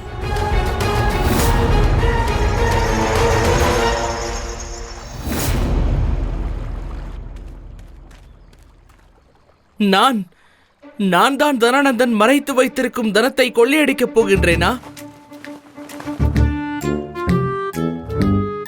நீங்கள் மிகவும் விசித்திரமானவர் ஆச்சாரியரே. சில நேரம் உங்கள் புத்தியால் எங்களை வியக்க வைக்கிறீர்கள், சில நேரம் உங்கள் பேச்சால் எங்களை கட்டுப்படுத்துகிறீர்கள். இதோ பாருங்கள் ஆச்சாரியரே, நான் ஒரு சாதாரண மனிதன் தான். நான் மீனாக இருந்திருந்தால் அந்த கங்கை நீருக்குள் சென்றிருப்பேன். தனானந்தனின் ரகசிய தனத்தை கொள்ளையடிக்க நீ மீனாக மாற வேண்டிய அவசியமே இல்லை. மீனின் சில குணங்களை நீ கற்றுக்கொண்டாலே போதுமானது. ஒன்றை மறந்து விடாதே, தனானந்தனால் எந்த காரியத்தை செய்ய இயலுமோ அதை உன்னாலும் செய்ய இயலும். இதை உன்னுடைய காலில் கட்டிக்கொள். அதன் பிறகு நான் கூறும்படி செய்.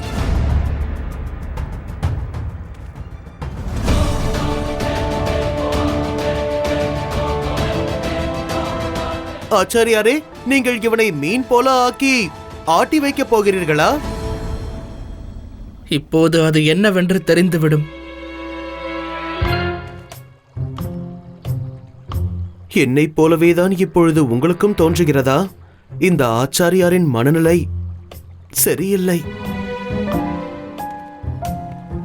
நீ இந்த நதியின் ஆழம் வரை போக வேண்டுமென்றால் அதற்காக உன்னுடைய நுரையீரல்கள் பலமாக இருக்க வேண்டிய அவசியமில்லை. இதில் மிகவும் முக்கியமானது உன்னுடைய திட நம்பிக்கைதான்.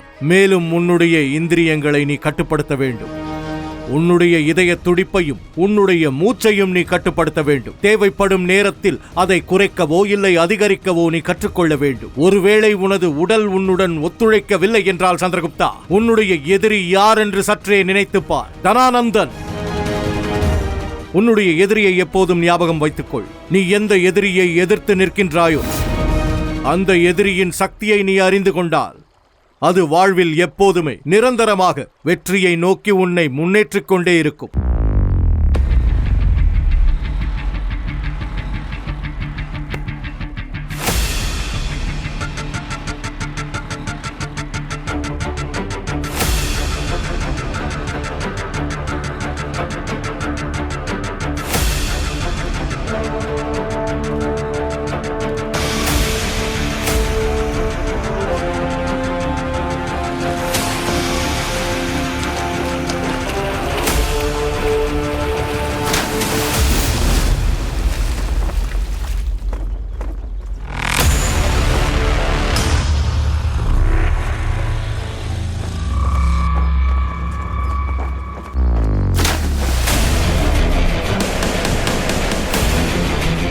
தனானந்தனை தவிர வேறு எவரும் இதுவரையில் செல்லாத இடத்திற்கு நீ சென்றாக வேண்டும். உன்னுடைய மூச்சை கட்டுப்படுத்தி கங்கையின் ஆழத்தை நீ அடைய வேண்டும். அப்போதுதான் உன்னால் தனானந்தனின் ரகசிய தனத்தை கொள்ளையடிக்க முடியும்.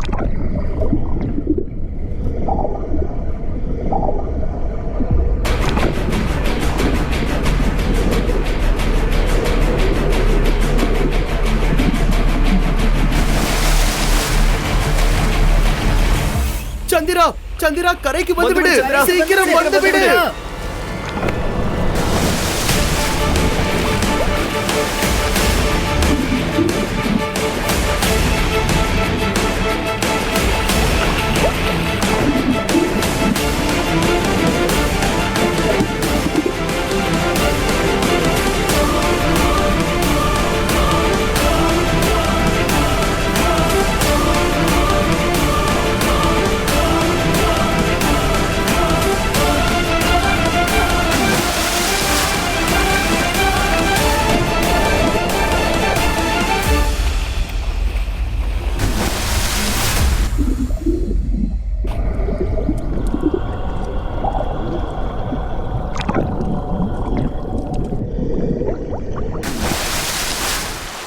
இந்திரா, சென்று அவனை காப்பாற்று. இல்லை, வேண்டாம், நில்.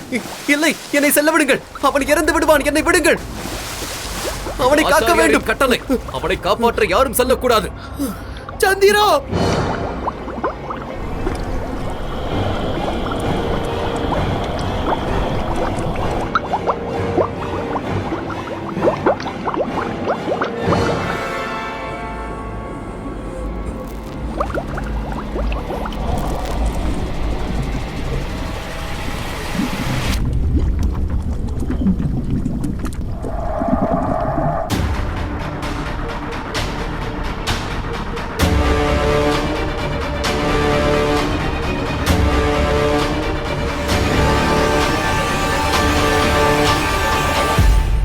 மந்திரியாரே, மகாராஜா தண்ணீருக்குள் சென்று வெகு நேரம் ஆகிவிட்டது. என்ன செய்வது? பேசாமல் இரு. அவர் மகாராஜா என்பதை மறந்து விடாதே. சீக்கிரமாக அவர் மேலே வந்து விடுவார். நீ சந்தேகப்படாதே.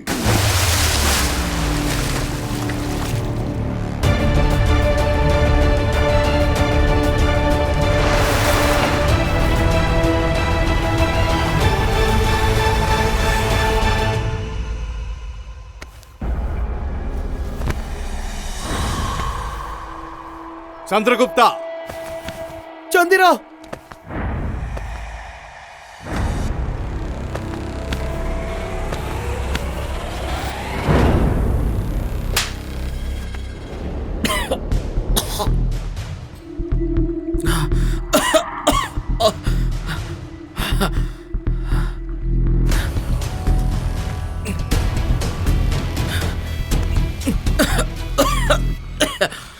நீங்கள் என்னுடைய உயிரை பறிக்க முயற்சி செய்தீர்கள். ஸ்தூல், நீ பார்த்தாய் அல்லவா? இவர் என்னுடைய உயிரை பறிப்பதற்காக முயற்சி செய்தார். நான் உன்னுடைய சகிப்புத்தன்மையை அதிகரிக்க முயற்சித்தேன் சந்திரகுப்தா. நீ அந்த தனானந்தனின் ரகசிய மறைவிடத்தை அடைய வேண்டுமென்றால் உனக்கு வேறு வழியே இல்லை. என்னவென்று தெரியவில்லை. நீங்கள் எனக்கு காட்டும் ஒவ்வொரு கடின பாதையும் எனக்கு மரணத்தை தான் காட்டுகிறது. சில நேரங்களில் நீங்கள் காட்டும் வழி எனக்கு சந்தேகத்தை அளிக்கின்றது. நீங்கள் சொல்லும் இடத்தில் செல்லக்கூடாது என்று என் மனம் கூறுகிறது. சந்திரா, ஆச்சாரியாரே, நீங்கள் இம்முறை சற்று எல்லையை மீறிவிட்டீர்கள். ஆம், நான் எல்லையை மீறியது உண்மைதான். ஆனால் அதில் எனக்கு எந்த வருத்தமும் இல்லை. ஏனென்றால் நம் சந்திரகுப்தன் தனானந்தனின் தனத்தை கொள்ளையடிக்க வேண்டுமென்றால் அவன் தனானந்தனை விட மிகவும் திறமையுடன் நீந்துபவனாக மாற வேண்டும். அப்போதுதான் அவனால் அந்த இடத்தை அடைய முடியும்.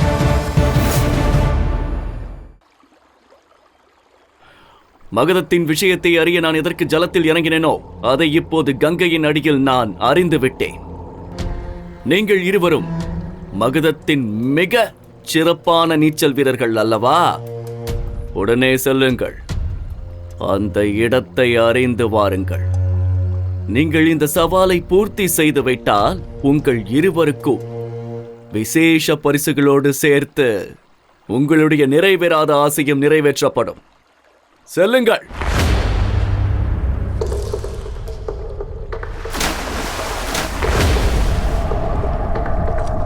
மன்னிக்க வேண்டும் மகாராஜா, இவை அனைத்தும் எதற்காக? ஒருவேளை தங்களது தனத்திற்கு பாதுகாப்பு இல்லாமல் போய்விட்டால் இவர்களை அனுப்புவது தேவையா? நான் என்னுடைய ராஜ்யத்தில் எவைகளை செய்ய வேண்டும், எவைகளை செய்யக்கூடாது என்று நீங்கள் கூறுவீர்களா?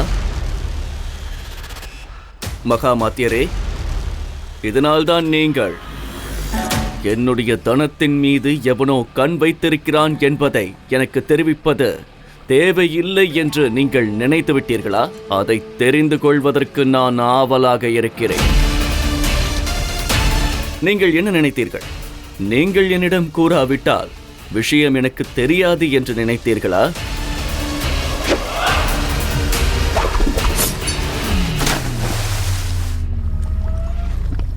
நான் தெரிந்து கொள்ள விரும்புகிறேன், என் தனம் பாதுகாப்பாக இருக்கிறதா இல்லையா என்று. அதற்கு இவர்கள் இருவரும் உயிரோடு வெளியே வந்தால் பாதுகாப்பாக உள்ளதா இல்லையா என்று தெரிந்துவிடும்.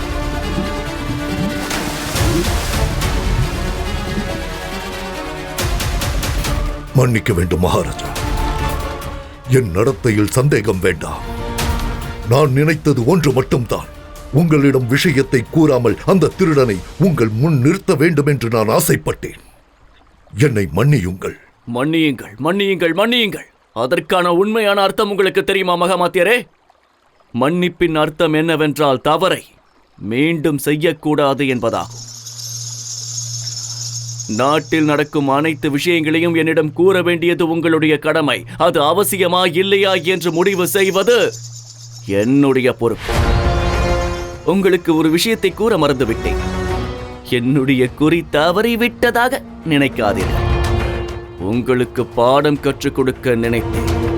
அதனால் தான் கத்தியை அவ்வாறு வீசினேன். எதிர்காலத்தில் எப்போதுமே எப்போதுமே என்னிடம் எதையும் மறைக்க கூடாது. தனானந்தனின் தனத்தை பற்றிய விஷயத்தை நீங்கள் மறைக்கவே கூடாது.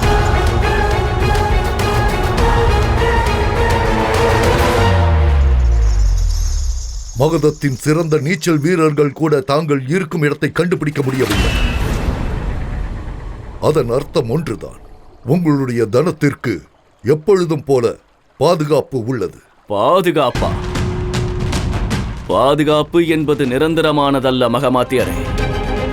என்னால் கங்கையின் அடியில் சென்று சுவாசத்தை கட்டுப்படுத்தி நன்றாக நீச்சல் செய்த அந்த இடத்தை அடைய முடியும் என்றால் இந்த உலகில் என்னைப் போலவே வேறு யாராவது இருப்பதற்கும் வாய்ப்பு உள்ளது. ஒருவேளை அவ்வாறு என்றாவது நடந்துவிட்டால்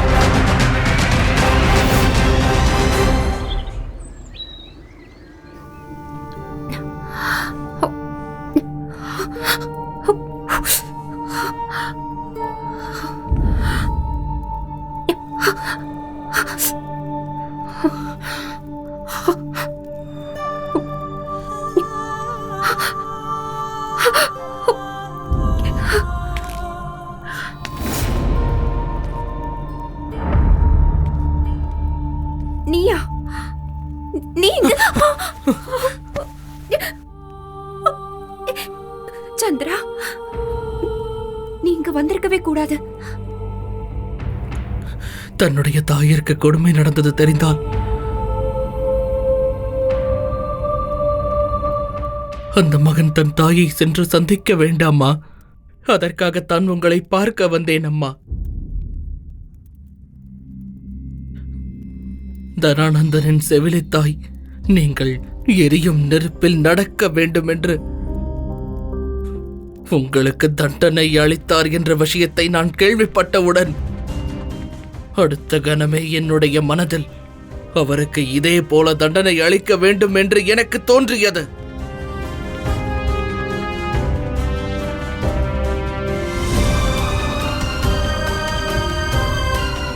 அப்போது நான் ஒன்றை யோசித்தேன்.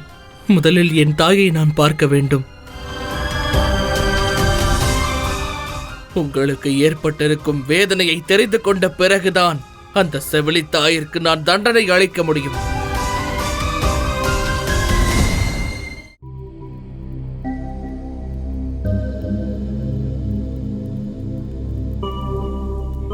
இதுவரை நீங்கள் வாழ்க்கையில் எவ்வளவு கஷ்டங்களை சந்தித்தீர்கள், இன்னும் சந்திக்கிறீர்கள்.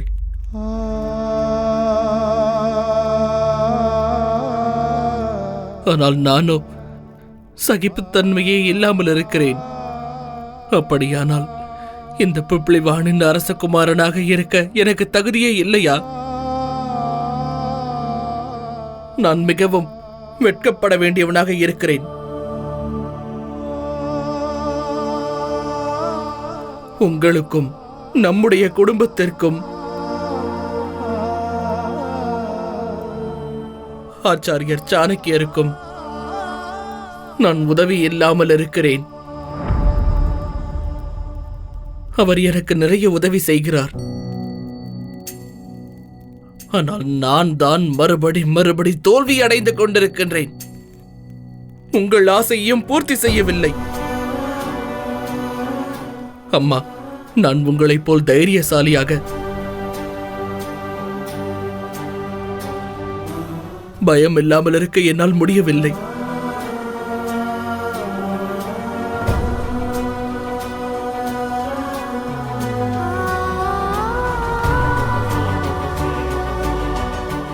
எந்த தாயை தைரியமாக இருக்கிறேன் என்று கூறினாயோ, நான் தைரியமானவளே கிடையாது. ஒரு சமயத்தில் நான் உயரத்தை பார்த்தாலே பயப்படுவேன். என்ன, அப்படியானால் உங்களுக்கும் பயம் இருக்கிறதா? ஆம், அவ்வாறு எனக்கும் பயம் இருந்தது.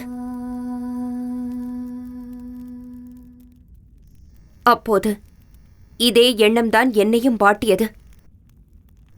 ஒரு பயந்த கோழையான பெண்மணி நான். பிப்ளிவானின் மகாராணியாக இருக்க எனக்கு தகுதி இல்லை, வீரத்தின் சின்னமான சந்திரவர்தனின் மனைவியாக இருக்கவும் எனக்கு தகுதியில்லை என்று நினைத்தேன்.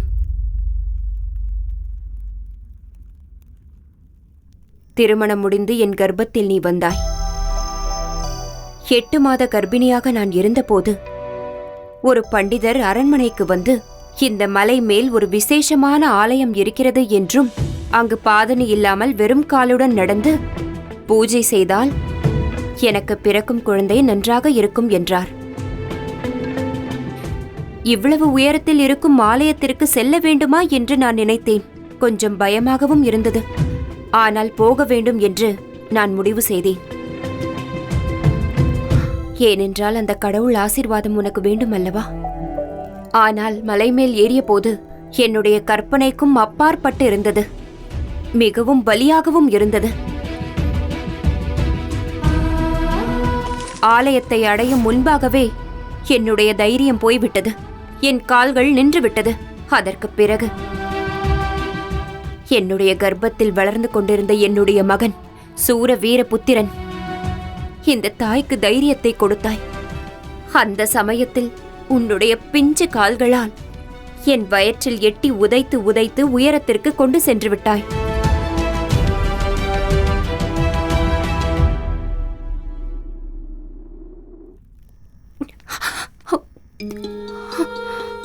உன்னுடைய மென்மையான தாக்குதல் என்னை முன்னேறி சென்று கொண்டிரு என்று கூறியது.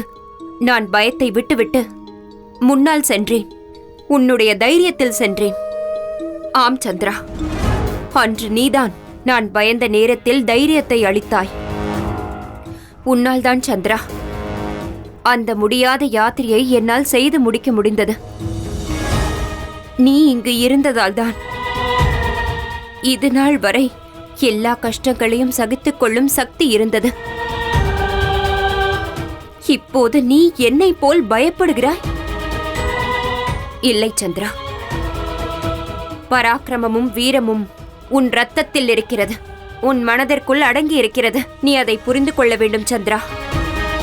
உன் சரீரத்தில் ஓடிக்கொண்டிருக்கும் இரத்தத்தை உன் கண்களில் கொண்டு வா, அதில் சக்தியை கொண்டு வா.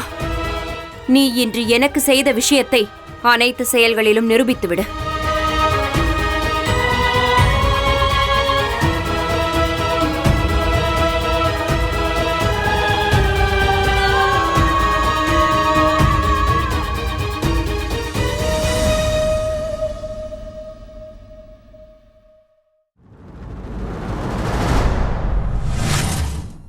நேரத்திற்கும் மண்ணிற்கும் ஒரு சம்பந்தம் உள்ளது.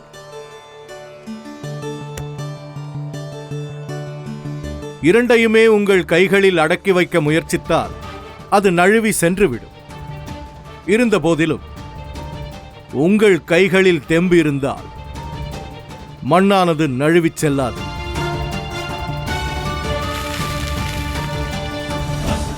நேரம், இந்த மண், கடின உழைப்பு, உங்கள் பலம். நீங்கள் உங்கள் மனதை ஒருநிலைப்படுத்தி முயற்சித்தால் நேரும் வரும்போது வெற்றியானது உங்கள் கைகளில் இருந்து நிச்சயம் நழுவாது.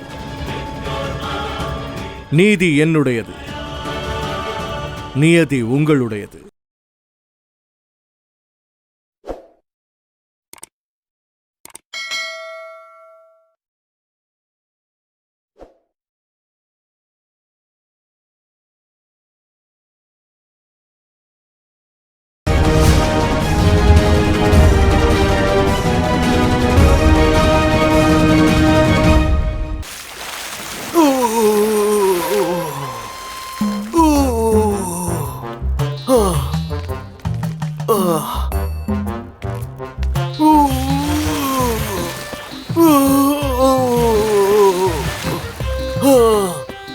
ஆச்சாரியரே, பக்கத்தில் விசாலமான நதி பெருக்கெடுத்து ஓடுகிறது. நீங்கள் எதற்காக ஜலத்தை நிரப்ப கோருகிறீர்கள்? இவனுக்காகத்தான்.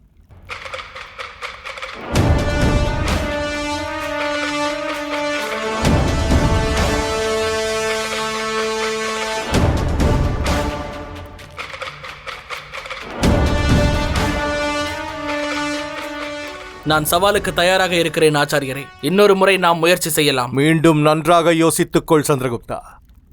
ஏனென்றால் இம்முறை சவாலானது நீ இதுவரை சந்தித்த சவால்களை விட மிகவும் கடினமாக இருக்கும். உங்கள் முழு பலத்தையும் நீங்கள் உபயோகிக்கலாம். ஆனால் இந்த முறை எந்த நதியிலாவதோ அல்லது தண்ணீர் அதிகமாக இருக்கும் இடத்திலோ என்னை தாராளமாக தூக்கி போடுங்கள். நீ இவ்வாறு ஏதாவது கூறுவாய் என்று நான் அறிவேன். அதனால்தான் இம்முறை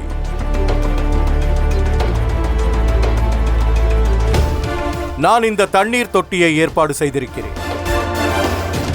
தனானந்தனால் தண்ணீருக்கு அடியில் 1.5 மணி நேரம் வரை இருக்க முடியும். ஆனால் நான் இப்போது உன்னை தனானந்தன் செலவிடும் நேரமோ இல்லை அதைவிட அதிகமாகவோ செலவிட சொல்லப் போவதில்லை. நீ இப்போது வெறும் 1 மணி நேரம் தண்ணீருக்கு அடியில் இருந்து வந்தால் போதும். வா.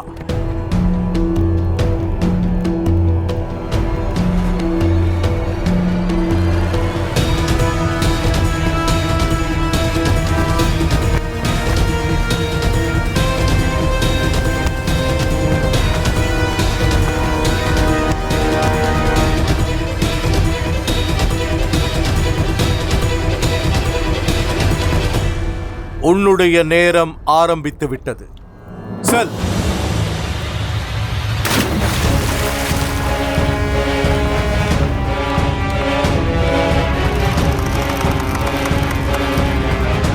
அந்த பாறையை எடுத்து இதன் மேல் வையுங்கள்.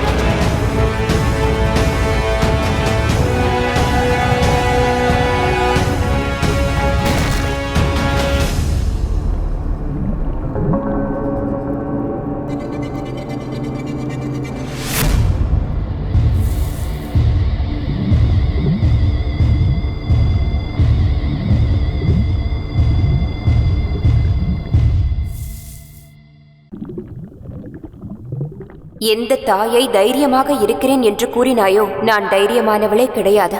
ஒரு சமயத்தில் நான் உயரத்தை பார்த்தாலே பயப்படுவேன். இதே எண்ணம்தான் என்னையும் வாட்டியது. ஒரு பயந்த கோழையான பெண்மணி நான். பிப்ளிவானின் மகாராணியாக இருக்க எனக்கு தகுதி இல்லை. திருமணம் முடிந்து என் கர்ப்பத்தில் நீ வந்தாய். பராக்கிரமமும் வீரமும் உன் ரத்தத்தில் இருக்கிறது, உன் மனதிற்குள் அடங்கி இருக்கிறது. நீ அதை புரிந்து கொள்ள வேண்டும் சந்திரா. நீ இன்று எனக்கு செய்த விஷயத்தை அனைத்து செயல்களிலும் நிரூபித்துவிடு.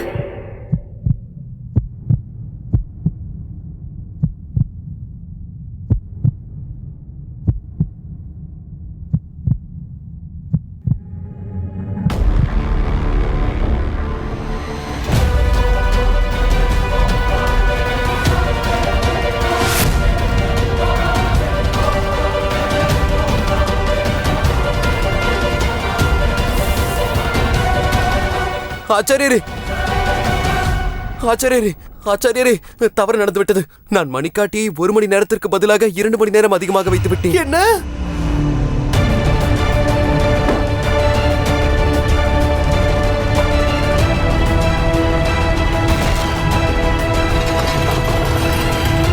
சந்திரகுப்தா!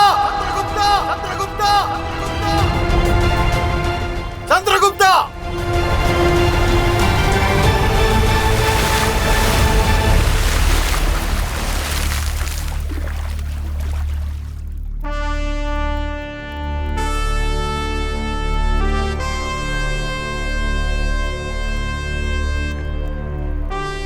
அற்புதம்!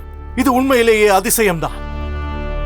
நீ தனானந்தன் தண்ணீருக்கு அடியில் இருக்கும் நேரத்தையும் கடந்து விட்டாய். இதை உன்னால் எவ்வாறு செய்ய முடிந்தது சந்திரகுப்தா? ஏனென்றால் உங்கள் பேச்சை நான் புரிந்து கொண்டேன் ஆச்சாரியரே. நான் ஒரு நேரத்தை பற்றி நினைத்துக் கொண்டிருந்தேன். அதாவது நான் இந்த உலகிற்கு வராத நேரம். அப்போது நான் என் தாயின் கர்ப்பத்தில் உயிர் வாழ்ந்து கொண்டிருந்தேன். அந்த தாய்க்கு ஏற்பட்ட வலியையும் சகிப்புத்தன்மையையும் நான் என்னுடையதாக ஆக்கிக் கொண்டேன் ஆச்சாரியரே. ஒரு தாய் தன் குழந்தைக்கு இந்த உலகில் சுவாசத்தை அளிப்பதற்கு பிரசவ வலியோடு வேதனைப்படுகிறார். அந்த வலியை தான் நான் என்னுடைய சுவாசமாக ஆக்கிக் கொண்டு விட்டேன் ஆச்சாரியரே. அதனால்தான் மரணத்தால் கூட என் சுவாசத்தை பறிக்க முடியவில்லை. அற்புதம்! உனக்குள் இருக்கும் இந்த துணிச்சல் தான் இன்று உனக்கு ஒரு புது பிறவியை அளித்துள்ளது.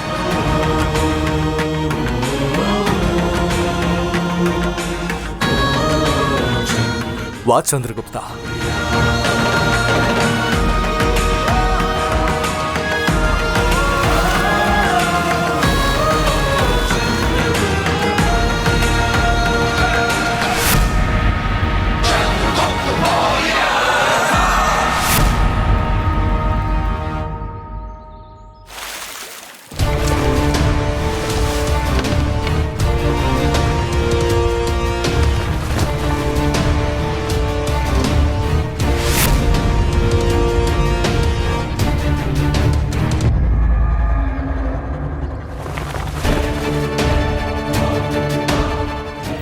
ஆச்சாரியரே, எதற்கு இந்த கல்? இந்த கல் மூலமாகவும் பூமியில் இருக்கும் புவியீர்ப்பின் காரணமாகவும் சந்திரகுப்தன் வெகு விரைவில் நதியின் ஆழத்திற்கு சென்று விடுவான். அவனது சக்தி மற்றும் நேரம் ரெண்டுமே வீணாகாது. அத்துடன் அவனது மொத்த கவனமும் அவனது மூச்சுக்காற்றின் மீதே இருக்கும்.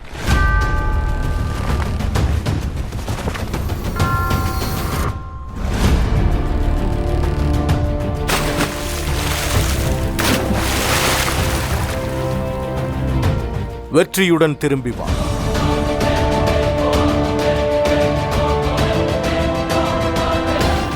ஆச்சாரியாரே, தனத்தை எடுத்து செல்ல நீங்கள் படகை எடுத்து வர சொல்லியிருந்தீர்களா? இல்லையே.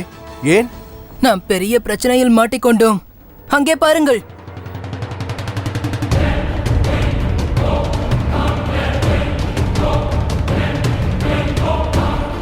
அடக்கடவுளே, தனானந்தன் வந்து கொண்டிருக்கிறான்.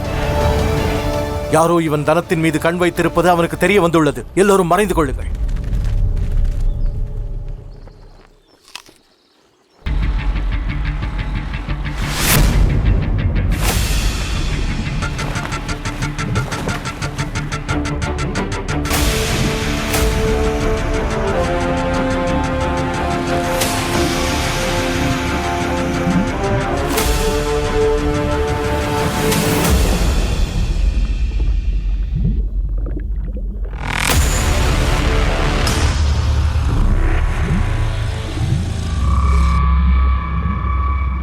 எல்லா தனமும் எங்கே போயிற்று?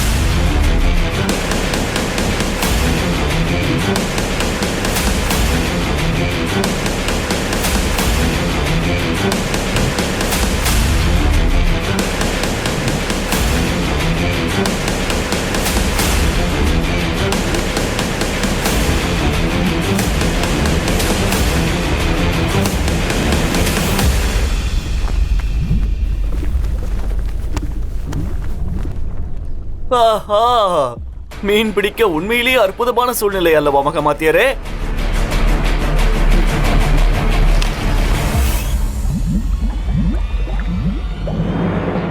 நான் தேடிக்கொண்டிருந்த அந்த மீன் என் வலையில் மாட்டிக்கொண்டது என்று நினைக்கிறேன். இந்த நதியில் உள் வருவதற்கு முயற்சித்திருக்கிறான்.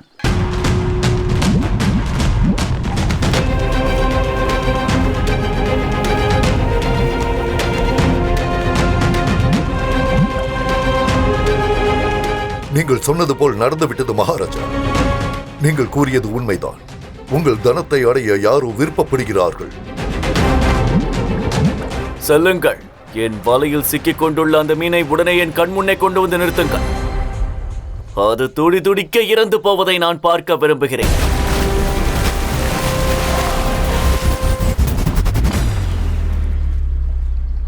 அவர்கள் சந்திரனை பிடித்து விட்டால் அவனது மரணம் நிச்சயம். நாம் அவனுக்கு உதவியாக வேண்டாம். நீங்கள் யாராவது தனானந்தனின் பார்வையில் சிக்கிவிட்டால் நம் திட்டங்கள் அனைத்தும் வீணாகிவிடும். அவனது ரகசிய தனத்தை நாம் கொள்ளையடிக்க வந்திருக்கும் விஷயம் வெளிப்பட்டுவிடும். இப்போது இது வெறும் சந்திரகுப்தனுக்கு அளிக்கப்படும் சோதனையாகும்.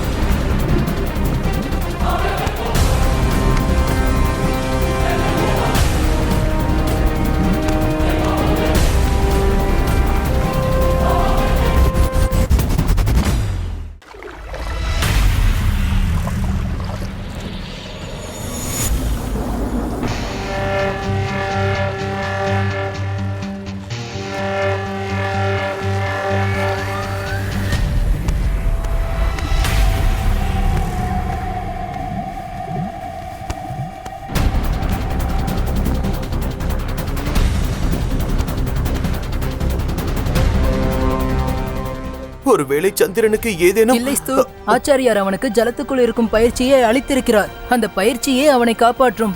சந்திரன் நீரிலிருந்து வெளிவந்தாலும் அவர்களிடம் மாட்டிக்கொள்வானே, அவன் எப்படி தப்பிக்க முடியும்? ஆயுதத்தோடு அனைவரும் தயாராக இருங்கள்.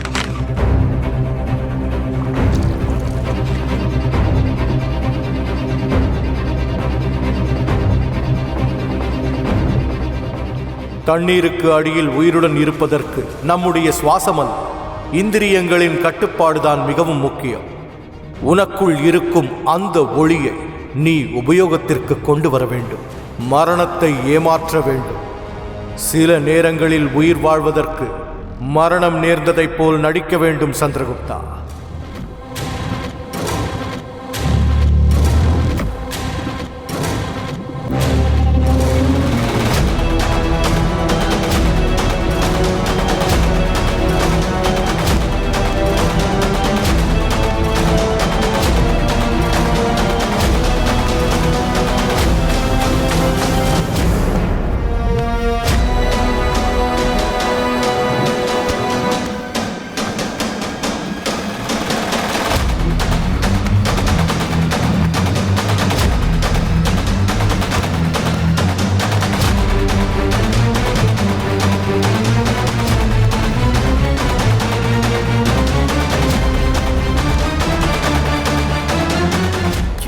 ஏன் இவ்வளவு நேரம் எடுத்துக் கொள்கிறார்கள்?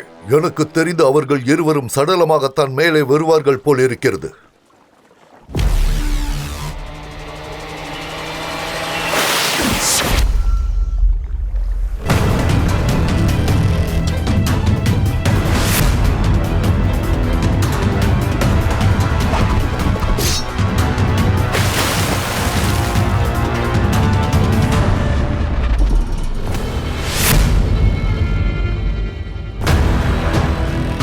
தண்ணீரில் மறைந்து கொண்டு நம்மிடமே அவன் விளையாடிக் கொண்டிருக்கின்றான். தாக்குங்கள்!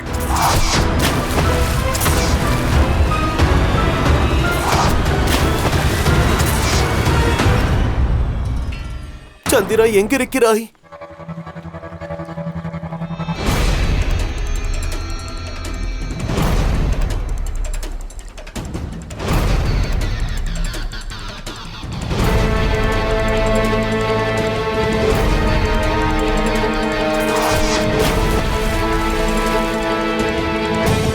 தனானந்தனின் குறியிலிருந்து சந்திரகுப்தன் சாமர்த்தியமாக தப்பித்து விட்டான்.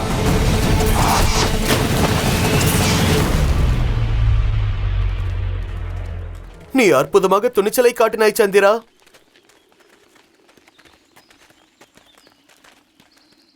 ஆச்சாரியர் எங்கே பைரவா? ஆச்சாரியர் உள்ளேதான் இருக்கிறார். ரொட்டி செய்து கொண்டிருக்கிறார். என்ன? தனானந்தனின் தனத்தை கொள்ளையடிக்கும் நம்முடைய திட்டம் தோற்று போய்விட்டது. நம்முடைய உழைப்பு வீணாகிவிட்டது. அது தெரிந்தும் ஆச்சாரியர் ரொட்டி செய்து கொண்டிருக்கிறாரா?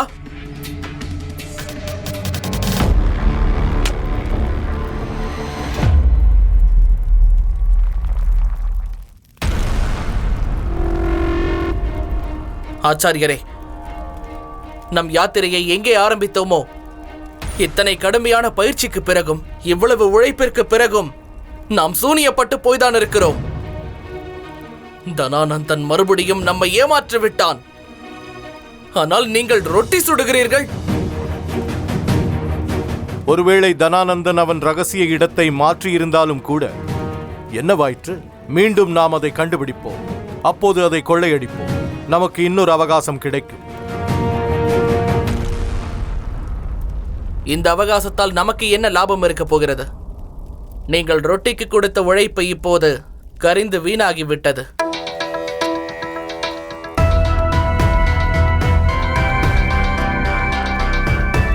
ஓ ஆமாம்,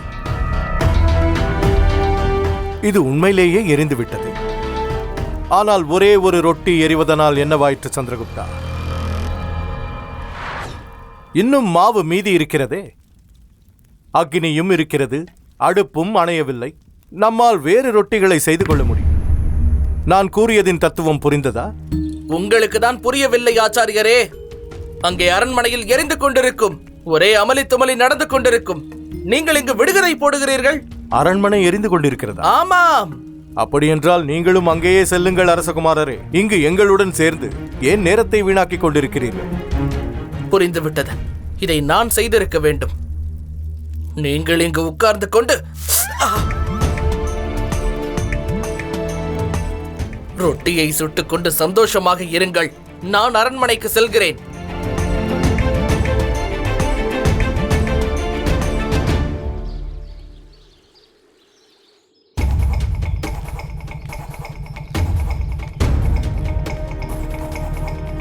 நெல் அடிமையே,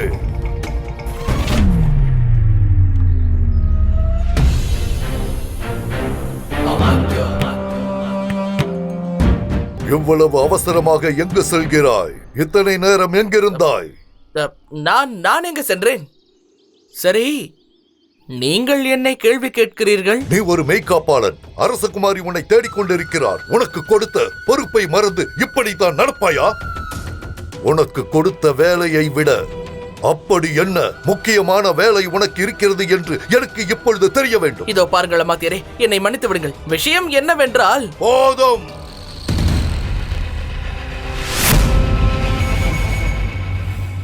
உன்னுடைய கைகள்... என்னுடைய கைகளுக்கு என்னவாகும்? அது சரி. அப்படியானால் நீங்கள் கைரேகை கூட பார்ப்பீர்களா? சரி, என் கையை பாருங்கள். ரேகை என்ன கூறுகிறது என்று கூறுங்கள்.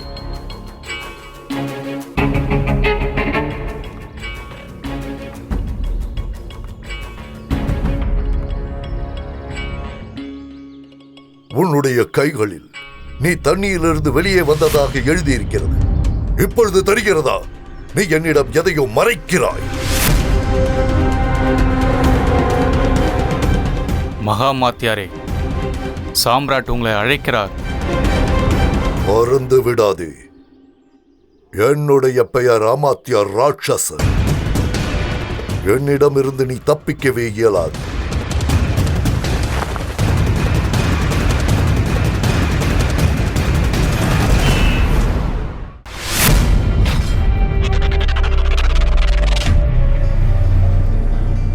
என்ன ஆயிற்று? நீங்கள் அனைவரும் ஏன் ஸ்தம்பித்து நின்று கொண்டிருக்கிறீர்கள்?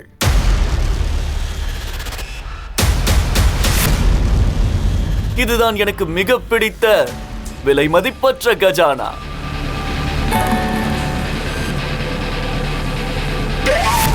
இப்போது உங்கள் அனைவருக்கும் நான் உங்களை ஏன் இங்கு அழைத்திருக்கிறேன் என்ற கேள்வி எழுகிறது. அந்த காலத்திலிருந்து எவரோ ஒருவருக்கு என் பிரியமான கஜானா மீது கை வைக்க ஆசை இருந்திருக்கிறது. செல்யூக்கஸும் இதை செய்ய முயற்சி செய்து கொண்டிருக்கிறார்.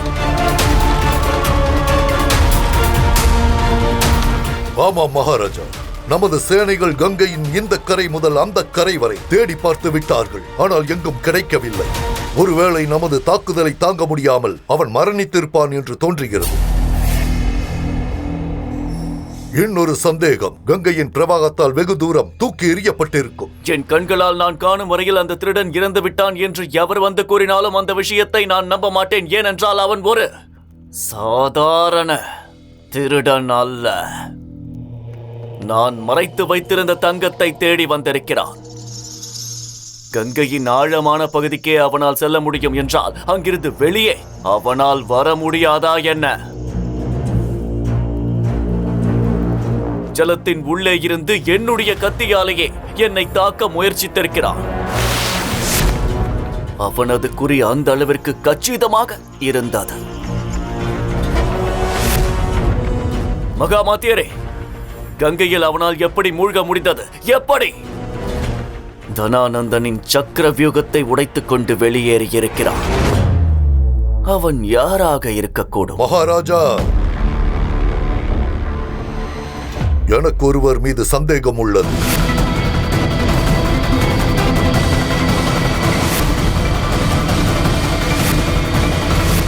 அடிமையே,